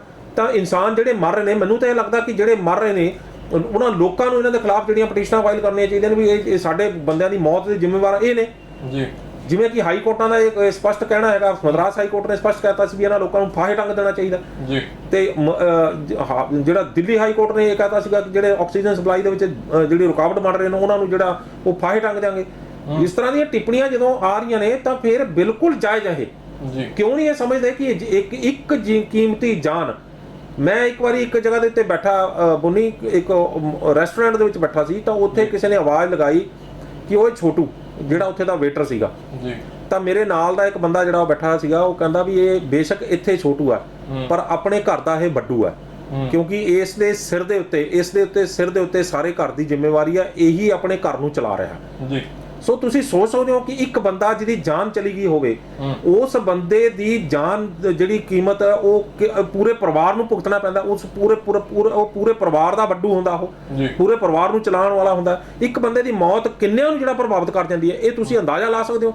ਕਿਉਂ ਨਹੀਂ ਉਹਨਾਂ ਬੰਦਿਆਂ ਦੇ ਉੱਤੇ ਜਿਹੜੇ ਹੱਤਿਆ ਦੇ ਜਿਹੜੀਆਂ ਉਹਨਾਂ ਪਟੀਸ਼ਨਾਂ ਫਾਈਲ ਹੁੰਦੀਆਂ, ਜਿਹੜੀਆਂ ਪਟੀਸ਼ਨਾਂ ਫਾਈਲ ਹੋ ਰਹੀਆਂ ਨੇ, ਤੇ ਉਹ ਕਿਸ ਤਰ੍ਹਾਂ ਹੋਰ ਆਪਣੇ ਆਪ ਨੂੰ ਕਹਿ ਸਕਦੇ ਵੀ ਅਸੀਂ ਬੇਕਸੂਰ ਹਾਂ? ਇਹ ਬਿਲਕੁਲ ਜਿਹੜਾ ਇਹ ਸਰਾਸਰ ਜਿਹੜੀ ਲਾਪਰਵਾਹੀ ਹੈ, ਜਾਂ ਲਾਪਰਵਾਹੀ ਕਹਿ ਸਕਦੇ ਜਾਂ ਜਾਣਬੁੱਝ ਕੇ ਕੀਤਾ ਜਾ ਸਕਦਾ, ਹੋ ਕਹਿ ਸਕਦੇ ਜਿਸ ਤਰ੍ਹਾਂ ਦੇ ਦੋਸ਼ ਲੱਗ ਰਹੇ ਨੇ ਕਿ ਉਹ ਇਹ ਦੋਸ਼ ਆਪਾਂ ਮੰਨਣ ਨੂੰ ਜੀ ਕਰਦਾ ਕਿ ਇਹ ਜਾਣਬੁੱਝ ਕੇ ਦਿੱਲੀ ਸਰਕਾਰ ਨੂੰ ਬਦਨਾਮ ਕਰਨ ਲਈ ਵੀ ਇਹਨਾਂ ਦੀਆਂ ਸਿਹਤ ਸੁਵਿਧਾਵਾਂ ਮਾੜੀਆਂ ਨੇ, ਇਹੋ ਜੀ ਕੋਸ਼ਿਸ਼ ਜਿਹੜੀ ਕੀਤੀ ਜਾ ਰਹੀ ਹੈ। ਇਹਨਾਂ ਦੋਸ਼ਾਂ ਨੂੰ ਜਿਹੜਾ ਮੰਨਣ ਨੂੰ ਹੁਣ ਦਿਲ ਕਰਨ ਲੱਗ ਪਿਆ ਜੀ। ਕੁਲਵੰਤ ਜੀ ਬਿਲਕੁਲ ਠੀਕ ਕਹਿ ਰਹੇ ਹੋ ਤੁਸੀਂ ਗੱਲ ਕਰੀ ਹੈ। ਜਿਹੜੀ ਸਾਡੀ ਸਿਹਤ ਸੁਵਿਧਾਵਾਂ ਨੇ ਉਹਨਾਂ ਦੇ ਬਾਰੇ ਅਸੀਂ ਸ਼ੁਰੂ ਤੋਂ ਤਿਆਰੀਆਂ ਕਰ ਸਕਦੇ ਸੀ। ਸਾਡੇ ਕੋਲ ਸਾਲ ਦਾ ਟਾਈਮ ਸੀਗਾ, ਜਦੋਂ ਕਿਸੇ ਮਾਮੂਲੀ ਜੇ MLA ਜਾਂ MC ਨੇ ਵੀ ਲੰਘਣਾ ਹੁੰਦਾ ਤਾਂ ਵੀ ਉਸ ਤੋਂ ਪਹਿਲਾਂ ਟਰੈਪ ਲਗਾਏ ਜਾਂਦੇ ਨੇ, ਸਾਰੀਆਂ ਤਿਆਰੀਆਂ ਕੀਤੀਆਂ ਜਾਂਦੀਆਂ ਕਿ ਕਿਸੇ ਤਰ੍ਹਾਂ ਦੀ ਕੋਈ ਗੜਬੜੀ ਨਾ ਹੋ ਸਕੇ। ਇੱਥੇ ਸਾਰੇ ਦੇਸ਼ ਦੀ ਪੋਪੂਲੇਸ਼ਨ ਦਾ ਸਵਾਲ ਸੀਗਾ, ਪਰ ਸਾਡੇ ਜਿਹੜੇ ਨੇਤਾਗਣ ਸੀਗੇ ਉਹ ਸਾਰੇ ਰੈਲੀਆਂ ਦੇ ਵਿੱਚ ਵੱਖ-ਵੱਖ ਦੇ ਵਿੱਚ ਸ਼ਮੂਲੀਅਤ ਕਰਦੇ ਨਜ਼ਰ ਆਏ ਸੀਗੇ। ਨਰਿੰਦਰ ਮੋਦੀ ਦੀ ਗੱਲ ਕਰੀਏ, ਹਾਲ ਹੀ ਵਿੱਚ ਚੁਣੀ ਗਈ ਮਮਤਾ ਬੈਨਰਜੀ ਦੀ ਗੱਲ ਕਰੀਏ, ਬੰਗਾਲ ਦੀ ਗੱਲ ਕਰੀਏ, ਅਸਮ ਦੀ ਗੱਲ ਕਰੀਏ, ਤਾਮਿਲਨਾਡੂ ਦੀ ਗੱਲ ਕਰੀਏ, ਜਾਂ ਫਿਰ ਗੱਲ ਆਪਾਂ ਕਰੀਏ ਪੰਜਾਬ ਦੀ, ਪੰਜਾਬ ਦੇ ਵਿੱਚ ਵੀ ਰੈਲੀਆਂ ਇਸ ਦੌਰਾਨ ਅਸੀਂ ਸ਼੍ਰੋਮਣੀ ਅਕਾਲੀ ਦਲ, ਕਾਂਗਰਸ ਤੇ ਆਮ ਆਦਮੀ ਪਾਰਟੀ ਵੱਲੋਂ ਦੇਖਣ ਨੂੰ ਸਾਨੂੰ ਮਿਲੀਆਂ ਨੇ। ਖੈਰ ਆਪਾਂ ਇਸ ਤੋਂ ਅੱਗੇ ਵਧਦੇ ਹਾਂ ਕੁਲਵੰਤ ਜੀ। ਇਹ ਮਾਮਲਾ ਤਾਂ ਬਹੁਤ ਵੱਡਾ ਹੈ, ਇਹਦੇ ਵਿੱਚ ਆਪਾਂ ਹਜ਼ਾਰਾਂ ਦੀ ਟਿੱਪਣੀਆਂ ਕਰ ਦਾਂਗੇ, ਉਹ ਵੀ ਕਾਫੀ ਨਹੀਂ ਹੋਣਗੀਆਂ। ਤੇ ਜਦੋਂ ਕਿ ਆਪਾਂ ਦੇਖਦੇ ਹਾਂ ਕਿ ਦੇਸ਼ ਦੀਆਂ ਉੱਚੀਆਂ ਤੋਂ ਉੱਚੀਆਂ ਅਦਾਲਤਾਂ ਇਹਦੇ ਬਾਰੇ ਵੀ ਪਰੇਸ਼ਾਨ ਨੇ, ਤੇ ਉਦੋਂ ਜਿਹੜੀ ਸਰਕਾਰ ਦੇ ਕੰਨਾਂ ਦੇ ਉੱਪਰ ਕੋਈ ਜੂੰ ਨਹੀਂ ਰੇਂਗ ਰਹੀ, ਤਾਂ ਸਾਡੇ ਕਹਿਣ ਨਾਲ ਕੋਈ ਜ਼ਿਆਦਾ ਫਰਕ ਪੈਣ ਨਹੀਂ ਲੱਗਿਆ। ਅੱਗੇ ਦਾ ਮਾਮਲਾ ਆਉਂਦਾ ਕੁਲਵੰਤ ਜੀ, ਜਿਹੜਾ ਪੰਜਾਬ ਦਾ ਖੇਤਰੀ ਮਾਮਲਾ ਮੈਂ ਤੁਹਾਡੇ ਕੱਢ ਕੇ ਲਿਆਇਆ, ਇਹਦੇ ਵਿੱਚ ਹੈਗਾ ਕਿ ਕੈਪਟਨ ਅਮਰਿੰਦਰ ਸਿੰਘ ਤੇ ਨਵਜੋਤ ਸਿੰਘ ਸਿੱਧੂ ਦੇ ਵਿੱਚ ਪਿਛਲੇ ਕੁਝ ਦਿਨਾਂ ਤੋਂ ਬਹੁਤ ਜ਼ਿਆਦਾ ਤਣੀ ਹੋਈ ਹੈ, ਜਿਹਦੇ ਵਿੱਚ ਕੈਪਟਨ ਅਮਰਿੰਦਰ ਸਿੰਘ ਨੇ ਜਿਹੜੇ ਉਹ ਇਸ ਗੱਲ ਨੂੰ ਆਪਣੀ ਬਚਾਉਣ ਦੀ ਕੋਸ਼ਿਸ਼ ਕਰ ਰਹੇ ਨੇ ਕਿ ਉਹਨਾਂ ਨੇ ਪੁਰਜ਼ੋਰ ਕੋਸ਼ਿਸ਼ ਕੀਤੀ ਹੈ ਜਿਹੜੇ ਬਹਿਬਲ ਕਲਾਂ ਗੋਲੀकांड ਹੈ ਜਾਂ ਕੋਟਕਪੂਰਾ ਦੇ ਵਿੱਚ ਗੋਲੀकांड ਜਿਹੜਾ ਹੋਇਆ, ਬੇਅਦਬੀ ਦੀਆਂ ਜਿਹੜੀਆਂ ਘਟਨਾਵਾਂ ਹੋਈਆਂ ਨੇ, ਉਹਦੀ ਜਿਹੜੀ SIT ਹੈ ਉਹਦੇ ਵਿੱਚ ਉਹਨਾਂ ਨੇ ਜਾਂਚ ਨਿਰਪੱਖ ਕਰਾਈ ਹੈ। ਤੇ ਦੂਜੇ ਪਾਸੇ ਜਿਹੜੇ ਨਵਜੋਤ ਸਿੰਘ ਸਿੱਧੂ ਨੇ, ਉਹਨਾਂ ਦੇ ਬਾਗੀ ਸੁਰ ਨੇ ਜਿਹੜੇ ਇਖਤਿਆਰ ਕਰਦੇ, ਉਹਨਾਂ ਨੇ ਇਹ ਇਲਜ਼ਾਮ ਲਗਾਏ ਸੀਗੇ ਕਿ ਜਿਹੜੀ ਜਾਂਚ ਹੈ ਉਹ ਚੰਗੀ ਤਰ੍ਹਾਂ ਨਹੀਂ ਹੋ ਪਾਈ। ਹੁਣ ਜਿਹੜੇ ਪੰਜਾਬ ਕੇਸਰੀ ਅਖਬਾਰ ਵੱਲੋਂ ਲਗਾਈ ਗਈ ਹੈ ਖਬਰ, ਉਹਦੇ ਵਿੱਚ ਉਹਨਾਂ ਨੇ ਦੱਸਿਆ ਕਿ ਜਿਹੜੇ ਹੁਣ ਨਵੀਂ ਸਿੱਟ ਬਣਨੀ ਹੈ, ਇੱਕ ਸਿੱਟ ਨੂੰ ਤਾਂ ਚਲੋ ਉਹਨਾਂ ਨੇ ਜਿਹੜਾ ਸੁਖਬੀਰ ਬਾਦਲ ਹੋਣੀ ਨੇ ਜਾਂ ਪ੍ਰਕਾਸ਼ ਸਿੰਘ ਬਾਦਲ ਹੋਣੀ ਨੇ, ਉਹਨਾਂ ਨੇ ਪਟੀਸ਼ਨ ਪਵਾ ਕੇ ਉਹਨਾਂ ਦੀ ਪਟੀਸ਼ਨ ਨੂੰ ਮੱਦੇਨਜ਼ਰ ਰੱਖਦੇ ਹੋਏ ਨਾਲ ਹੀ ਹਾਈ ਕੋਰਟ ਨੇ ਜਿਹੜੇ ਜਸਟਿਸ ਰਣਜੀਤ ਸਿੰਘ ਨੇ ਤੇ ਉਸ ਤੋਂ ਬਾਅਦ ਜਿਹੜੇ ਕੁੰਵਰ ਵਿਜੇ ਪ੍ਰਤਾਪ ਉਹਨਾਂ ਦੀ ਜਿਹੜੀ ਜਾਂਚ ਕਮੇਟੀ ਸੀਗੀ, ਉਹਨਾਂ ਦੀ ਜਿਹੜੀ ਰਿਪੋਰਟ ਆ ਉਹਨਾਂ ਨੂੰ ਖਾਰਿਜ ਕਰ ਦਿੱਤਾ। ਉਸ ਤੋਂ ਬਾਅਦ ਰਿਪੋਰਟ ਤਾਂ ਫਿਰ ਬਣਨੀ ਹੈ, ਤੇ ਜਿਹੜੀ ਨਵੀਂ SIT ਹੈ ਉਹਨੂੰ ਹੁਣ ਕੋਈ ਲੈਣ ਨੂੰ ਜਿਹੜਾ ਉਹਦਾ ਜਿਹੜੀ ਮੋਢੀ ਬਣਨ ਨੂੰ ਕੋਈ ਤਿਆਰ ਨਹੀਂ ਹੈ। ਇਹਦੇ ਕੀ ਕਾਰਨ ਨੇ, ਸਾਡੇ ਦਰਸ਼ਕਾਂ ਨੂੰ ਪਲੀਜ਼ ਖੋਲ ਕੇ ਦੱਸੋ। ਦੇਖੋ ਪੁੰਨੀ, ਇਹ ਕੋਈ ਪਹਿਲਾ ਮੌਕਾ ਨਹੀਂ ਹੈ ਕਿ ਜਦੋਂ ਕੁਝ ਅਧਿਕਾਰੀਆਂ ਨੇ SIT ਦੇ ਵਿੱਚ ਸ਼ਾਮਲ ਹੋਣ ਤੋਂ ਇਨਕਾਰ ਕਰ ਦਿੱਤਾ ਹੋਵੇ ਜੀ। ਪੁਲਿਸ ਅਧਿਕਾਰੀ ਜਿਹੜੀ ਹੈ ਜ਼ਿੰਮੇਵਾਰੀ ਲੈਣ ਤੋਂ ਇਸ ਕਰਕੇ ਕਤਰਾ ਰਹੇ ਨੇ ਕਿ ਹੁਣ ਤੋਂ 1 ਸਾਲ ਬਾਅਦ ਜਿਹੜੀਆਂ ਉਹ ਚੋਣਾਂ ਹੋਣ ਜਾ ਰਹੀਆਂ ਨੇ ਕਿ 1 ਸਾਲ ਵੀ ਕਿਉਂ ਲਾ ਲਓ ਵੀ ਚੋਣਾਂ ਦਾ ਮਾਹੌਲ ਜਿਹੜਾ ਉਹ 6 ਮਹੀਨੇ ਬਾਅਦ ਜਿਹੜਾ ਉਹ ਸ਼ੁਰੂ ਹੋ ਜਾਏਗਾ ਤੇ 6 ਮਹੀਨੇ ਦਾ ਸਮਾਂ ਹੀ ਬਾਕੀ ਹੈਗਾ ਕਿ SIT ਵੱਲੋਂ ਜਾਂਚ ਨੂੰ ਪੂਰਾ ਕਰਕੇ ਅਦਾਲਤ ਵਿੱਚ ਪੇਸ਼ ਕਰਨਾ ਤੇ ਜਿਵੇਂ ਦੇ ਦਾਅਵੇ ਸਰਕਾਰ ਕਰ ਰਹੀ ਹੈ ਤੇ ਅਸੀਂ ਇਹਨਾਂ ਨੂੰ ਸਜ਼ਾਵਾਂ ਦਵਾਵਾਂਗੇ ਤਾਂ ਫਿਰ ਇਹਦੇ ਮੁਤਾਬਕ ਤਾਂ ਫਿਰ 3 ਮਹੀਨੇ ਦੇ ਵਿੱਚ ਹੀ ਜਾਂਚ ਮੁਕੰਮਲ ਕਰਨੀ ਪਏਗੀ ਇਹਨਾਂ ਨੂੰ। ਹੁਣ ਰਹਿ ਗਈ ਗੱਲ ਕਿ SIT ਦੇ ਵਿੱਚ ਅਧਿਕਾਰੀ ਸ਼ਾਮਲ ਹੋਣ ਤੋਂ ਇਨਕਾਰ ਕਰਨ ਲੱਗ ਪਏ ਨੇ। ਇਸ ਤਰ੍ਹਾਂ ਦੀਆਂ ਖਬਰਾਂ ਜਿਹੜੀਆਂ ਨੇ ਬਾਹਰ ਆ ਰਹੀਆਂ ਨੇ ਤਾਂ ਇਹ ਕੋਈ ਪਹਿਲਾ ਮੌਕਾ ਨਹੀਂ ਹੈ ਵੀ ਜਦੋਂ ਅਧਿਕਾਰੀਆਂ ਨੇ ਇਨਕਾਰ ਕਰਤਾ ਹੋਵੇ ਜੀ। ਇਸ ਤੋਂ ਪਹਿਲਾਂ ਵੀ ਅਗਰ ਤੁਸੀਂ ਦੇਖੋ ਤਾਂ ਜਦੋਂ 2018 ਅਗਸਤ 2018 ਦੇ ਵਿੱਚ ਵਿਧਾਨ ਸਭਾ ਦੇ ਅੰਦਰ ਜਸਟਿਸ ਰਣਜੀਤ ਸਿੰਘ ਕਮਿਸ਼ਨ ਦੀ ਜਿਹੜੀ ਰਿਪੋਰਟ ਤੇ ਬਹਿਸ ਹੋਣੀ ਸੀ ਤਾਂ ਉਸ ਤੋਂ ਬਾਅਦ ਬਹਿਸ ਤੋਂ ਬਾਅਦ ਜਦੋਂ ਇਹ ਕਿਹਾ ਗਿਆ ਕਿ ਅਸੀਂ SIT ਬਣਾ ਕੇ ਇਸ ਮਾਮਲੇ ਦੀ ਜਾਂਚ ਜਿਹੜੀ ਆ ਕਰਾਵਾਂਗੇ ਤੇ ਜਿਹੜੇ ਦੋਸ਼ੀਆਂ ਨੂੰ ਸਜ਼ਾਵਾਂ ਦਵਾਵਾਂਗੇ ਬੇਅਦਬੀ ਤੇ ਗੋਲੀकांड ਦੇ ਮਾਮਲਿਆਂ ਦੀਆਂ ਤਾਂ ਉਸ ਵੇਲੇ ਵੀ ਇਹ ਕਿਹਾ ਗਿਆ ਸੀਗਾ ਕਿ ਅਸੀਂ ਜਿਹੜਾ ਉਹ 3 ਮਹੀਨੇ ਦੇ ਵਿੱਚ ਅਸੀਂ ਇਹਨੂੰ ਮੁਕੰਮਲ ਕਰ ਦਾਂਗੇ ਜੀ। ਤਾਂ ਤੁਸੀਂ ਸੋਚੋ ਵੀ ਉਸ ਵੇਲੇ ਵੀ ਕਿੰਨੇ ਮਹੀਨਾ ਭਰ ਤਾਂ ਜਿਹੜਾ ਇਹਨਾਂ ਨੂੰ ਕੋਈ ਅਧਿਕਾਰੀ ਜਿਹੜਾ ਸੀਗਾ ਅਖਬਾਰਾਂ ਦੇ ਵਿੱਚ ਵੀ ਖਬਰਾਂ ਲੱਗੀਆਂ ਤੇ ਮੀਡੀਆ 'ਚ ਵੀ ਆਇਆ ਸਾਰਾ ਕੁਝ ਕਿ ਕੋਈ ਵੀ ਅਧਿਕਾਰੀ ਸਿੱਟ ਦਾ ਮੈਂਬਰ ਬਣਨ ਨੂੰ ਤਿਆਰ ਨਹੀਂ ਹੋਇਆ ਸੀ ਜੀ। ਕਿਉਂਕਿ ਪਤਾ ਸੀ ਵੀ ਇਹ ਰਾਜਨੀਤੀ ਜਿਹੜੀ ਇਹ ਹੈਗੀ ਹੈ ਇਹ ਸਾਰਾ ਮਾਮਲਾ ਜਿਹੜਾ ਸਿਆਸਤ ਇਹਦੇ ਤੇ ਭਾਰੂ ਰਹੇਗੀ ਤਾਂ ਉਸ ਨੂੰ ਲੈ ਕੇ ਫਿਰ ਅਧਿਕਾਰੀ ਜਿਹੜੇ ਸੀ ਉਹ ਇਸ ਮਾਮਲੇ ਨੂੰ ਲੈ ਕੇ ਕੋਈ ਵੀ ਅੱਗੇ ਆਉਣ ਨੂੰ ਤਿਆਰ ਨਹੀਂ ਹੋਇਆ ਸੀ। ਚਲੋ ਲੈ ਦੇ ਕੇ ਜਿਹੜੇ 5 ਅਧਿਕਾਰੀ ਅੱਗੇ ਆਏ ਤਾਂ ਜਿਹੜੇ ਅੱਗੇ ਵੀ ਆਏ ਉਹਨਾਂ ਦੇ ਵਿੱਚੋਂ ਵੀ ਜਿਹੜੇ 4 ਸੀਗੇ ਉਹ ਪਿੱਛੇ ਹਟ ਗਏ ਜਦੋਂ ਪ੍ਰਕਾਸ਼ ਸਿੰਘ ਬਾਦਲ ਤੇ ਸੁਖਬੀਰ ਸਿੰਘ ਬਾਦਲ ਉਹਨਾਂ ਨੂੰ ਜਿਹੜਾ ਸਮਨ ਕੀਤਾ ਗਿਆ ਵੀ ਉਹਨਾਂ ਨੂੰ ਹਾਜ਼ਰ ਹੋਵੋ ਜੋ ਉੱਥੇ ਆ ਕੇ ਪੇਸ਼ ਹੋਵੋ ਤੇ ਉਹਨਾਂ ਦੇ ਵਿੱਚੋਂ ਵੀ 4 ਅਧਿਕਾਰੀਆਂ ਨੇ ਜਿਹੜਾ ਉਹਨੂੰ ਕੁੰਵਰ ਵਿਜੇ ਪ੍ਰਤਾਪ ਸਿੰਘ ਦੇ ਖਿਲਾਫ ਹੋ ਗਏ ਤੇ ਉਹਨਾਂ ਨੇ ਮੁੱਖ ਮੰਤਰੀ ਦੇ ਕੋਲ ਵੀ ਚਿੱਠੀ ਲਿਖੀ ਤੇ ਉਹਨਾਂ ਨੇ DGP ਨੂੰ ਵੀ ਚਿੱਠੀ ਲਿਖੀ ਤੇ ਉਹਨਾਂ ਨੂੰ ਮਿਲੇ ਵੀ ਇਸ ਤਰ੍ਹਾਂ ਕਰਕੇ ਵੀ ਇਹ ਸਹੀ ਨਹੀਂ ਹੋ ਰਹੀ ਜਾਂਚ ਜੀ। ਤਾਂ ਉਹ ਫਿਰ ਜਾਂਚ ਉਹੀ ਕਾਰਨ ਅੱਗੇ ਰਿਹਾ ਕਿ ਸਾਰਾ ਦਾ ਸਾਰਾ ਜਿਹੜਾ ਅੱਗੇ ਚੱਲ ਕੇ ਹਾਈ ਕੋਰਟ ਦੇ ਵਿੱਚ ਗਿਆ ਉਹਦੇ 'ਚ 4 ਅਧਿਕਾਰੀਆਂ ਨੇ ਸਾਈਨ ਨਹੀਂ ਕੀਤੇ ਰਿਪੋਰਟ ਦੇ ਉੱਤੇ ਇੱਕ ਅਧਿਕਾਰੀ ਨੇ ਕੁੰਵਰ ਵਿਜੇ ਪ੍ਰਤਾਪ ਸਿੰਘ ਨੇ ਹਸਤਾਖਰ ਕਰਕੇ ਉਹਦੀ ਰਿਪੋਰਟ ਫਾਈਲ ਕਰ ਦਿੱਤੀ ਜੀ। ਤਾਂ ਉਹੀ ਜਿਹੜਾ ਅੱਗੇ ਵੱਡਾ ਰੌਲਾ ਪੈ ਗਿਆ ਕਿ ਉਹ ਹਸਤਾਖਰ 5 ਅਧਿਕਾਰੀਆਂ ਦੇ ਨਹੀਂ ਹੋਏ ਸੀ ਰਿਪੋਰਟ ਦੇ ਉੱਤੇ ਤੇ ਇਹਦੇ ਕਰਕੇ ਜਿਹੜੀ ਉਹ ਖਾਰਜ ਹੋ ਗਈ। ਹੁਣ ਉਹਦੇ ਕਰਕੇ ਹੀ ਜਿਹੜੇ ਇੱਕ ਮੈਂਬਰ ਨੇ ਜਾਂਚ ਵੀ ਕੀਤੀ ਉਹਨੂੰ ਵੀ ਆਪਣੀ ਨੌਕਰੀ ਗਵਾਉਣੀ ਪਈ IPS ਦਾ ਅਹੁਦਾ ਗਵਾਉਣਾ ਪਿਆ। ਅੱਜ ਉਹ ਵਕਾਲਤ ਦੇ ਵਿੱਚ ਪੇਸ਼ੇ ਜਾ ਕੇ ਉਹਨਾਂ ਨੂੰ ਇਨਸਾਫ ਦਿਵਾਉਣ ਲਈ ਗਏ ਨੇ ਤੇ ਦੂਜੇ ਪਾਸੇ ਜਿਹੜੇ ਆ ਉਹ ਨਾ ਤਾਂ ਉਹਨਾਂ ਦੀ ਕਾਂਗਰਸ ਪਾਰਟੀ ਜਿਸ ਕਾਂਗਰਸ ਪਾਰਟੀ ਨੇ ਦੀ ਸੱਤਾਧਾਰੀ ਪੱਖ ਨੇ ਉਹਨਾਂ ਨੂੰ ਜਾਂਚ ਸੌਂਪੀ ਸੀ ਜਿਹੜਾ ਤੇ ਉਹਨਾਂ ਤੋਂ ਜਾਂਚ ਕਰਵਾਈ ਸੀ ਨਾ ਤਾਂ ਉਹਨਾਂ ਦੀ ਸੱਤਾਧਾਰੀ ਪਾਰਟੀ ਦੇ ਲੋਕ ਉਹਨਾਂ ਦੇ ਹੱਕ 'ਚ ਰਹੇ ਨੇ ਨਾ ਜਿਹੜੇ ਸ਼੍ਰੋਮਣੀ ਅਕਾਲੀ ਦਲ ਜਿਨ੍ਹਾਂ ਦੇ ਖਿਲਾਫ ਜਾਂਚ ਹੋਈ ਆ ਉਹ ਰਹੇ ਨੇ ਤੇ ਨਾ ਹੀ ਕੁਝ ਹੋਰ ਲੋਕ ਜਿਹੜੇ ਆ ਉਹਨਾਂ ਦੇ ਨਾਲ ਖੜੇ ਨੇ। ਬੇਸ਼ੱਕ ਜਿਹੜੀ ਹੈ ਜਨਤਾ ਦੀ ਸਪੋਰਟ ਨਾਲ ਰਹੀ ਆ ਪਰ ਉਹ ਅੱਜ ਦੇਖਿਆ ਜਾਵੇ ਤਾਂ ਉਹ ਆਪਣੇ ਆਪ ਨੂੰ ਇੱਕ ਕਿਸਮ ਦੇ ਜਿਹੜੇ ਆ ਉਹ ਇਹ ਅਲੱਗ ਥਲੱਗ ਪਾ ਰਹੇ ਨੇ ਜੀ। ਤਾਂ ਅਜਿਹੇ ਹਾਲਾਤਾਂ ਦੇ ਵਿੱਚ ਜਦੋਂ ਇਹ ਹਾਲਾਤ ਦਿਖਦੇ ਨੇ ਤਾਂ ਅਜਿਹੇ ਹਾਲਾਤਾਂ ਦੇ ਵਿੱਚ ਫਿਰ ਕੋਈ ਵੀ ਅਧਿਕਾਰੀ ਹੁਣ ਦੁਬਾਰਾ SIT ਜਿਹੜੀ ਬਣਨ ਦੀ ਗੱਲ ਚੱਲ ਰਹੀ ਆ ਉਹਦੇ ਵਿੱਚ ਸ਼ਾਮਲ ਹੋਣ ਨੂੰ ਜੇ ਇਨਕਾਰ ਕਰ ਰਿਹਾ ਤਾਂ ਮੈਨੂੰ ਲੱਗਦਾ ਕਿਸੇ ਨੂੰ ਹੈਰਾਨੀ ਨਹੀਂ ਹੋਣੀ ਚਾਹੀਦੀ। ਹਰੇਕ ਕੋਈ ਇਹ ਸੋਚ ਰਿਹਾ ਕਿ ਕਿਤੇ ਜਿਹੜੇ ਹਾਲਾਤ ਕੁੰਵਰ ਵਿਜੇ ਪ੍ਰਤਾਪ ਸਿੰਘ ਦੇ ਹੋਏ ਨੇ ਕਿਤੇ ਸਾਡੇ ਨਾ ਹੋ ਜਾਣ ਜੀ। ਦੂਜੇ ਪਾਸੇ ਇਹਦਾ ਇੱਕ ਪਹਿਲੂ ਹੋਰ ਵੀ ਹੈ ਬੋਨੀ ਕਿ ਕੈਪਟਨ ਅਮਰਿੰਦਰ ਸਿੰਘ ਹੋਣਾ ਨੇ ਲੰਘੇ ਦਿਨੀ ਇੱਕ ਵੈਬ ਪੋਰਟਲ ਨੂੰ ਇੰਟਰਵਿਊ ਦਿੱਤੀ ਸੀ ਜੀ। ਉਹਦੇ ਵਿੱਚ ਇਹਨਾਂ ਨੇ ਕਿਹਾ ਸੀਗਾ ਕਿ ਜਦੋਂ ਸਵਾਲ ਕੀਤਾ ਗਿਆ ਸੀ ਕਿ ਤੁਸੀਂ ਬਾਦਲਾਂ ਦੇ ਨਾਲ ਤੁਸੀਂ ਘਿਓ ਖਿਚੜੀ ਹੋ ਤੇ ਜਿਹੜਾ ਤੁਸੀਂ ਦੋਸਤਾਨਾ ਮੈਚ ਖੇਡ ਰਹੇ ਹੋ ਇਦਾਂ ਦੇ ਤੁਹਾਡੇ ਤੇ ਦੋਸ਼ ਲੱਗ ਰਹੇ ਨੇ ਤਾਂ ਉਹਨਾਂ ਨੇ ਕੈਪਟਨ ਅਮਰਿੰਦਰ ਸਿੰਘ ਉਹਨਾਂ ਨੇ ਉਹਦੇ ਜਵਾਬ 'ਚ ਇਹ ਕਿਹਾ ਸੀਗਾ ਕਿ ਜਿਹੜੀ ਨਵੀਂ SIT ਬਣੇਗੀ ਉਹਦੇ ਵਿੱਚ ਪ੍ਰਕਾਸ਼ ਸਿੰਘ ਬਾਦਲ ਦਾ ਨਾਮ ਵੀ ਆਏਗਾ ਜੀ। ਪ੍ਰਕਾਸ਼ ਸਿੰਘ ਬਾਦਲ ਦੇ ਉਹਦੇ ਤੇ ਉਹਨਾਂ ਤੇ ਜਾਂਚ ਵੀ ਹੋਏਗੀ ਉਹਨਾਂ ਤੇ FIR ਵੀ ਹੋਏਗੀ ਉਹਨਾਂ ਦਾ ਚਲਾਨ ਵੀ ਪੇਸ਼ ਕੀਤਾ ਜਾਏਗਾ ਜੀ।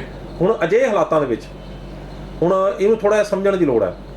ਅਜਿਹੇ ਹਾਲਾਤਾਂ ਦੇ ਵਿੱਚ ਜੇਕਰ ਹਾਲੇ ਤੱਕ ਪਿਛਲੀ SIT ਨੇ ਵੀ ਜਿਹੜਾ ਆਪਣੇ ਕਿਤੇ ਪਾਸੇ ਉਹਨੂੰ ਲਿਆਂਦਾ ਨਹੀਂ ਰਿਟਰਨ ਦੇ ਵਿੱਚ ਪ੍ਰਕਾਸ਼ ਸਿੰਘ ਬਾਦਲ ਤੇ ਸੁਖਬੀਰ ਸਿੰਘ ਬਾਦਲ ਹੋਣਾ ਨੂੰ ਤੇ ਵੀ ਉਹਨਾਂ ਦੇ ਖਿਲਾਫ ਕੋਈ ਹੈ ਕੁਝ ਕੋਰਟ ਦੇ ਵਿੱਚ ਜਦ ਕਿ ਚਲਾਨ ਪੇਸ਼ ਨਹੀਂ ਹੋ ਪਾਇਆ ਸੀਗਾ FIR ਦੇ ਵਿੱਚ ਨਹੀਂ ਨਾਮ ਆਇਆ ਸੀਗਾ ਉਹਨਾਂ ਦਾ ਜੀ। ਤਾਂ ਪਿਛਲੀ ਜਿਹੜੀ SIT ਨੇ ਵੀ ਉਹਨਾਂ ਨੇ ਨਹੀਂ ਕੀਤਾ। ਹੁਣ ਵਾਲੀ SIT ਜਿਹੜੀ ਹਲੇ ਬਣਨੀ ਹੈਗੀ ਆ ਉਸ ਤੋਂ ਪਹਿਲਾਂ ਹੀ ਕੈਪਟਨ ਅਮਰਿੰਦਰ ਸਿੰਘ ਇੱਕ ਜਿਹੜੇ ਸੰਵਿਧਾਨਕ ਅਹੁਦੇ ਦੇ ਉੱਤੇ ਨੇ ਇੱਕ ਸਿਆਸੀ ਜਿਹੜੇ ਉਹ ਮੰਨੇ ਜਾਂਦੇ ਨੇ ਮੁੱਖ ਮੰਤਰੀ ਜਿਹੜਾ ਉਹ ਸਿਆਸੀ ਪਾਰਟੀ ਦੇ ਵੱਲੋਂ ਨੇ ਤਾਂ ਉਹ ਜਦੋਂ ਇਹ ਜਿਹਾ ਬਿਆਨ ਦਿੰਦੇ ਨੇ ਵੀ ਕੈਪਟਨ ਕੀ ਉਹਨਾਂ ਦਾ ਪ੍ਰਕਾਸ਼ ਸਿੰਘ ਬਾਦਲ ਦੇ ਉੱਤੇ ਅਸੀਂ ਪਰਚਾ ਦੇਵਾਂਗੇ ਉਹਨਾਂ ਨੂੰ ਚਲਾਨ ਪੇਸ਼ ਕਰਾਂਗੇ ਉਹਨਾਂ ਦੇ ਵਿਰੁੱਧ ਜਾਂਚ ਕਰਾਂਗੇ ਤਾਂ ਅਜਿਹੇ ਹਾਲਾਤਾਂ ਦੇ ਵਿੱਚ ਜਦੋਂ ਨਵੀਂ SIT ਜਾਂਚ ਕਰਕੇ ਜੇਕਰ ਉਹਨਾਂ ਨੂੰ ਦੋਸ਼ੀ ਠਹਿਰਾ ਵੀ ਦਿੰਦੀ ਹੈ ਜੀ ਪ੍ਰਕਾਸ਼ ਸਿੰਘ ਬਾਦਲ ਉਹਨਾਂ ਨੂੰ ਤੇ ਉਹਨਾਂ ਦੇ ਵਿਰੁੱਧ FIR ਵੀ ਦਰਜ ਹੋ ਜਾਂਦੀ ਹੈ, ਕੋਰਟ 'ਚ ਚਲਾਨ ਵੀ ਪੇਸ਼ ਹੋ ਜਾਂਦਾ ਹੈ। ਤੇ ਇਹ ਕੀ ਚੀਜ਼ ਜਿਹੜੀ ਅਦਾਲਤ ਦੇ ਵਿੱਚ ਇਹ ਨਹੀਂ ਹੋਏਗੀ ਵੀ ਇਹ ਤਾਂ ਦੇਖੋ ਜੀ ਸਾਨੂੰ ਪਹਿਲਾਂ ਹੀ ਟੰਗਣ ਨੂੰ ਫਿਰਦੇ ਸੀ ਜੀ, ਇਹਦੇ ਤੇ ਮੁੱਖ ਮੰਤਰੀ ਨੇ ਸਾਡਾ ਪਹਿਲਾਂ ਹੀ ਐਲਾਨ ਕਰਤਾ ਸੀ, ਹਲੇ ਜਾਂਚ ਹੋਈ ਵੀ ਨਹੀਂ ਸੀ ਸਾਡੇ ਵਿਰੁੱਧ ਤਾਂ ਸਾਨੂੰ ਇਹਨਾਂ ਨੇ ਪਹਿਲਾਂ ਹੀ ਟੰਗਤਾ। ਇਹ ਤਾਂ ਸਾਡਾ ਸਾਰਾ ਦਾ ਸਾਰਾ ਜਿਹੜਾ ਸਿਆਸਤ ਤੋਂ ਪ੍ਰੇਰਿਤ ਹੈ। ਅੱਗੇ ਇਲੈਕਸ਼ਨ ਹੈ ਜੀ, ਸਾਨੂੰ ਬਦਨਾਮ ਕਰਨ ਲਈ ਇਹ ਸਾਰਾ ਕੁਝ ਕੀਤਾ ਹੈਗਾ ਤੇ ਇਹ ਤਾਂ ਕਿ ਇਹ ਸਾਨੂੰ ਟੰਗ ਕੇ ਤੇ ਆਪ ਜਿਹੜੀ ਸੱਤਾ ਦੀਆਂ ਕੁਰਸੀਆਂ ਹਾਸਲ ਕਰ ਸਕਣ। ਤੇ ਉਹ ਅਜਿਹੇ ਹਾਲਾਤਾਂ ਦੇ ਵਿੱਚ ਕੀ ਅਦਾਲਤਾਂ ਉਸ ਦੁਬਾਰਾ SIT ਜਿਹੜੀ ਕੀਤੀ ਵੱਲੋਂ ਕੀਤੀ ਜਾਂਚ ਹੋਏਗੀ ਉਹਨੂੰ ਵੀ ਰੱਦ ਕਰ ਦੇਣਗੀਆਂ? ਕਿ ਫਿਰ ਆਪਾਂ ਜਿਹੜਾ ਉਸ ਸਿਫਰ ਦੇ ਵਿੱਚ ਨਹੀਂ ਆ ਕੇ ਖੜ ਜਾਾਂਗੇ ਜਿਹੜੇ ਪਿਛਲੇ ਸਮੇਂ ਦੇ ਦੌਰਾਨ ਜਿਹੜਾ ਅਸੀਂ ਸਿਫਰ ਦੇ ਵਿੱਚ ਆਪਾਂ ਖੜੇ ਆ ਕੇ। ਸੋ ਕੁੱਲ ਮਿਲਾ ਕੇ ਇੱਕ ਵੱਡੀ ਚਰਚਾ ਹੈਗੀ ਹੈ ਕਿ ਜਿਹੜਾ ਬਿਆਨ ਕੈਪਟਨ ਅਮਰਿੰਦਰ ਸਿੰਘ ਉਹਨਾਂ ਨੇ ਦਿੱਤਾ ਹੈਗਾ ਉਹ ਕਿਤੇ ਨਾ ਕਿਤੇ ਉਹ ਜਿਹੜੇ ਉਹਨਾਂ ਦੇ ਦੋਸ਼ ਲੱਗਦੇ ਆ ਰਹੇ ਨੇ, ਉਹਨਾਂ ਜਿਹੜੇ ਲੋਕ ਉਹਨਾਂ ਦੇ ਇਹ ਦੋਸ਼ ਲਾਉਂਦੇ ਆ ਰਹੇ ਨੇ ਵੀ ਇਹ ਦੋਸਤਾਨਾ ਮੈਚ ਖੇਡਦੇ ਆਏ ਨੇ, ਉਹ ਲੋਕ ਫੇਰ ਹੁਣ ਸਰਗਰਮ ਹੋ ਗਏ ਨੇ। ਉਹਨਾਂ ਨੇ ਫੇਰ ਇਹ ਕਹਿਣਾ ਸ਼ੁਰੂ ਕਰਤਾ ਵੀ ਦੇਖੋ ਜੀ ਬਿਆਨ ਇਸੇ ਕਰਕੇ ਪਹਿਲਾਂ ਦੇਤਾ ਵੀ ਇਹਨਾਂ ਨੂੰ ਬਚਾਇਆ ਜਾ ਸਕੇ, ਜਦੋਂ ਇਹਨਾਂ ਤੇ ਜਾਂਚ ਹੋ ਜਾਏਗੀ ਕੋਰਟ ਦੇ ਵਿੱਚ ਜਾਣਗੇ ਉੱਥੋਂ ਇਸ ਹਾਲਾਤ ਇਸ ਜਿਹੜੀ ਪਲੀ ਦੇ ਉੱਤੇ ਛੁੱਟ ਜਾਣਗੇ ਵੀ ਇਹ ਤਾਂ ਸਿਆਸਤ ਤੋਂ ਪ੍ਰੇਰਿਤ ਸੀਗਾ ਜੀ। ਤੇ ਸੋ ਕੁੱਲ ਮਿਲਾ ਕੇ ਸਾਰਾ ਦਾ ਸਾਰਾ ਮਾਮਲਾ ਆ ਕੇ ਫਿਰ ਜਾ ਕੇ ਸਿਫਰ ਦੇ ਉੱਤੇ ਖੜ ਜਾਣਾ। ਤੇ ਮੈਨੂੰ ਲੱਗਦਾ ਕਿ ਬੇਦਬੀ ਤੇ ਗੋਲੀकांड ਦੀਆਂ ਘਟਨਾਵਾਂ ਦੇ ਵਿੱਚ ਇਨਸਾਫ ਨਾ ਪਿਛਲੀ ਸਰਕਾਰ ਦੇ ਪਾਈ ਸੀ ਨਾ ਇਹ ਸਰਕਾਰ ਦੇ ਪਾਣੇਗੀ। ਜਿਸ ਤਰ੍ਹਾਂ ਕਿ ਕੁੰਵਰ ਵਿਜੇ ਪ੍ਰਤਾਪ ਸਿੰਘ ਉਹਨਾਂ ਨੇ ਦਾਅਵਾ ਕੀਤਾ ਕਿ ਹੁਣ ਇਹਦਾ ਕੁਝ ਨਹੀਂ ਬਣ ਸਕਦਾ। ਹੁਣ ਜੇਕਰ ਇਹ ਜਿਹੜੀ ਉਹਨਾਂ ਵੱਲੋਂ ਬਣਾਈ ਗਈ ਜਾਂਚ ਕੀਤੀ ਗਈ ਜਾਂਚ ਰਿਪੋਰਟ ਨੂੰ ਨਹੀਂ ਮੰਨਿਆ ਗਿਆ ਜਾਂ ਰੱਦ ਹੋ ਗਈ ਤਾਂ ਫਿਰ ਅੱਗੇ ਜਿਹੜੀ ਜਾਂਚ ਹੈ ਉਹਦਾ ਕੁਝ ਨਹੀਂ ਬਣ ਸਕਦਾ। ਜੀ ਕੁਲਵੰਤ ਜੀ, ਜਿਵੇਂ ਆਪਾਂ ਮਤਲਬ ਕੋਈ ਖਾਸ ਵਕੀਲ ਤਾਂ ਨਹੀਂ ਆ ਆਪਾਂ, ਤੁਸੀਂ ਠੀਕ ਹੈ ਆਪਾਂ ਲਾਅ ਦੇ ਬਾਰੇ ਗੱਲ ਕਰਦੇ ਹਾਂ, ਲਾਅ ਦੇ ਬਾਰੇ ਜਾਣਕਾਰੀ ਰੱਖਦੇ ਹਾਂ, ਪਰ ਤੁਸੀਂ ਵੀ ਤੇ ਮੈਂ ਵੀ ਸਰਕਾਰ ਤੋਂ ਜਾਂ ਜਿਹੜੇ ਹਾਈ ਕੋਰਟ ਦੇ ਜਿਹੜੇ ਸੁਪਰੀਮ ਕੋਰਟ ਦੇ ਜੱਜ ਨੇ ਕਿੰਨੇ ਸਾਲਾਂ ਦੀ ਉਹਨਾਂ ਦੀ ਪ੍ਰੈਕਟਿਸ ਆ ਉਹਨਾਂ ਤੋਂ ਵੱਧ ਇਸ ਮਾਮਲਿਆਂ ਬਾਰੇ ਨਹੀਂ ਜਾਣਦੇ ਹੋਵਾਂਗੇ ਕਿ ਅਤੁਲ ਨੰਦਾ ਹੋਣੀ ਨੇ ਜਾਂ ਜਿਹੜੇ ਹੋਰ ਪੈਨਲ ਹੈ ਇਹਨਾਂ ਦਾ ਕੈਪਟਨ ਅਮਰਿੰਦਰ ਸਿੰਘ ਹੋਣਾ ਦਾ, ਉਹਨਾਂ ਨੇ ਅਮਰਿੰਦਰ ਸਿੰਘ ਹੋਣਾ ਨੂੰ ਇਸ ਗੱਲ ਦੇ ਉੱਪਰ ਮਤਲਬ ਵਾਰਨ ਨਹੀਂ ਕੀਤਾ ਹੋਏਗਾ ਕਿ ਤੁਸੀਂ ਐਸੀ ਕੋਈ ਸਟੇਟਮੈਂਟ ਨਾ ਦੇਣਾ ਕਿਉਂਕਿ ਇਹਦੇ ਨਾਲ ਸਾਡਾ ਕੇਸ ਕਮਜ਼ੋਰ ਹੋ ਸਕਦਾ ਹੈ। ਕਿਉਂਕਿ ਜਦੋਂ ਵੀ ਅਦਾਲਤ ਦੇ ਵਿੱਚ ਕੋਈ ਮਾਮਲਾ ਹੁੰਦਾ ਹੈ ਜ਼ਿਆਦਾਤਰ ਜਿਹੜੇ ਪਾਰਟੀਆਂ ਹੁੰਦੀਆਂ ਨੇ ਉਹ ਆਪਣੇ ਕਮੈਂਟਸ ਆਬਜ਼ਰਵ ਰੱਖਦੀਆਂ ਨੇ ਤਾਂ ਕਿ ਉਹ ਐਸਾ ਕੋਈ ਗੱਲ ਨਾ ਕਹਿ ਦੇਣ ਜਿਹੜੀ ਦੂਜੀ ਪਾਰਟੀ ਨੂੰ ਜਾਂ ਦੂਜਾ ਧਿਰ ਹੁੰਦਾ ਹੈ ਉਹਨੂੰ ਫਾਇਦਾ ਪਹੁੰਚਾ ਸਕਣ। ਪਰ ਇਹ ਫਿਰ ਕਿਤੇ ਨਾ ਕਿਤੇ ਲੋਕਾਂ ਦੀ ਗੱਲ ਇਹ ਠੀਕ ਨਹੀਂ ਲੱਗਦੀ ਕਿ ਇਹ ਸਿੱਧੇ ਤੌਰ ਦੇ ਉੱਪਰ ਜਿਹੜੇ ਬਾਦਲ ਪਰਿਵਾਰ ਆ ਉਹਨਾਂ ਨੂੰ ਫਾਰਿਗ ਕਰ ਰਹੇ ਨੇ ਕੈਪਟਨ ਅਮਰਿੰਦਰ ਸਿੰਘ ਹੋਣੀ, ਐਸਾ ਕੁਝ ਦੇ ਕੇ ਸਿੱਧੇ ਤੌਰ ਦੇ ਉੱਪਰ ਕਲੀਨ ਚਿੱਟ ਮਿਲ ਰਹੀ ਹੈ ਜਾਂ ਇੱਕ ਟਰਮ ਹੋਰ ਉਹਨਾਂ ਨੂੰ ਮਿਲ ਜਾਣੀ ਹੈ ਕਿ ਚਲੋ 4-5 ਸਾਲ ਦੀ ਹੋਰ ਵੇਟ ਹੋ ਸਕਦੀ ਹੈ ਇਸ ਗੱਲ ਦੇ ਉੱਪਰ। ਦੇਖੋ ਇਸ ਤਰ੍ਹਾਂ ਹੈ ਕਿ ਜਿਸ ਤਰ੍ਹਾਂ ਤੁਸੀਂ ਗੱਲ ਕੀਤੀ ਕਿ ਉਹਨਾਂ ਨੂੰ ਅਗਾਹ ਨਹੀਂ ਕੀਤਾ ਉਹਨਾਂ ਨੇ ਵਕੀਲਾਂ ਨੇ ਜਾਂ ਜਿਹੜੇ ਕਾਨੂੰਨੀ ਪੱਖ ਜਿਹੜੇ ਜਾਣਦੇ ਨੇ ਉਹਨਾਂ ਲੋਕਾਂ ਨੇ, ਤਾਂ ਜਦੋਂ ਕੋਈ ਵੀ ਸਿਆਸਤਦਾਨ ਕਿਸੇ ਨੂੰ ਇੰਟਰਵਿਊ ਦੇ ਰਿਹਾ ਹੁੰਦਾ ਤਾਂ ਉਹਨਾਂ ਦੇ ਨਾਲ ਵਕੀਲ ਜਾਂ ਕੋਈ ਕਾਨੂੰਨ ਦੇ ਮਾਹਰ ਨਾਲ ਨਹੀਂ ਬੈਠੇ ਹੁੰਦੇ। ਇਹ ਤਾਂ ਉਹਨਾਂ ਨੂੰ ਪਤਾ ਹੀ ਹੁੰਦਾ, ਆਪ ਨੂੰ ਪਤਾ ਹੁੰਦਾ ਵੀ ਕਿਹੜੀ ਚੀਜ਼ ਕਿਸ ਤਰ੍ਹਾਂ ਹੈਗੀ ਹੈ। ਗ੍ਰਹਿ ਮੰਤਰਾਲਾ ਉਹ ਸੰਭਾਲ ਰਹੇ ਨੇ, ਉਹਨਾਂ ਨੂੰ ਕਾਨੂੰਨ ਦੀ ਜਾਣਕਾਰੀ ਹੋਣੀ ਚਾਹੀਦੀ ਹੈ ਤਾਂ ਉਹ ਗ੍ਰਹਿ ਮੰਤਰਾਲਾ ਸੰਭਾਲ ਰਹੇ ਨੇ। ਕਾਫੀ ਟਾਈਮ ਕੈਪਟਨ ਕਹਿੰਦੇ ਆ ਫੌਜ 'ਚ ਰਹੇ ਨੇ, ਕਾਨੂੰਨ ਦਾ ਪਤਾ ਹੋਣਾ ਚਾਹੀਦਾ ਉਹਨਾਂ ਨੂੰ ਵੀ ਕੀ ਅੱਗੇ ਕੀ ਅਸਰ ਪਾ ਸਕਦਾ ਉਹਦਾ ਉਸ ਚੀਜ਼ ਦੇ ਉੱਤੇ ਉਹਨੂੰ ਲੈ ਕੇ।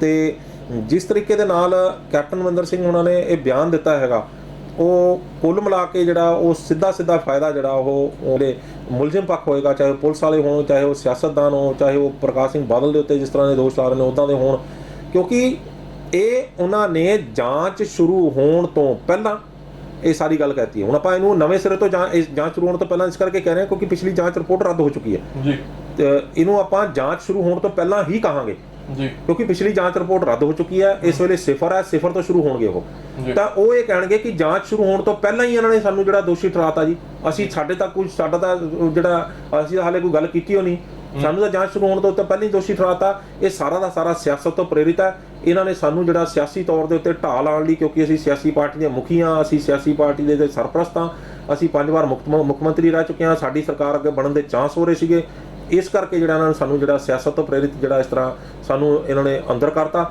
ਤੇ ਉਸ ਤੋਂ ਬਾਅਦ ਜਿਹੜਾ ਤਾਂ ਕਿ ਆਪਣੀ ਸਰਕਾਰ ਬਣਾ ਸਕਣ ਤੇ ਇੱਕਦਮ ਜਿਹੜਾ ਇਹ ਸਿਆਸਤ ਤੋਂ ਪ੍ਰੇਰਿਤ ਕੇਸ ਸਾਬਤ ਕਰਨ ਦੇ ਵਿੱਚ ਉਹ ਲੋਕ ਕਾਮਯਾਬ ਹੋ ਸਕਦੇ ਨੇ।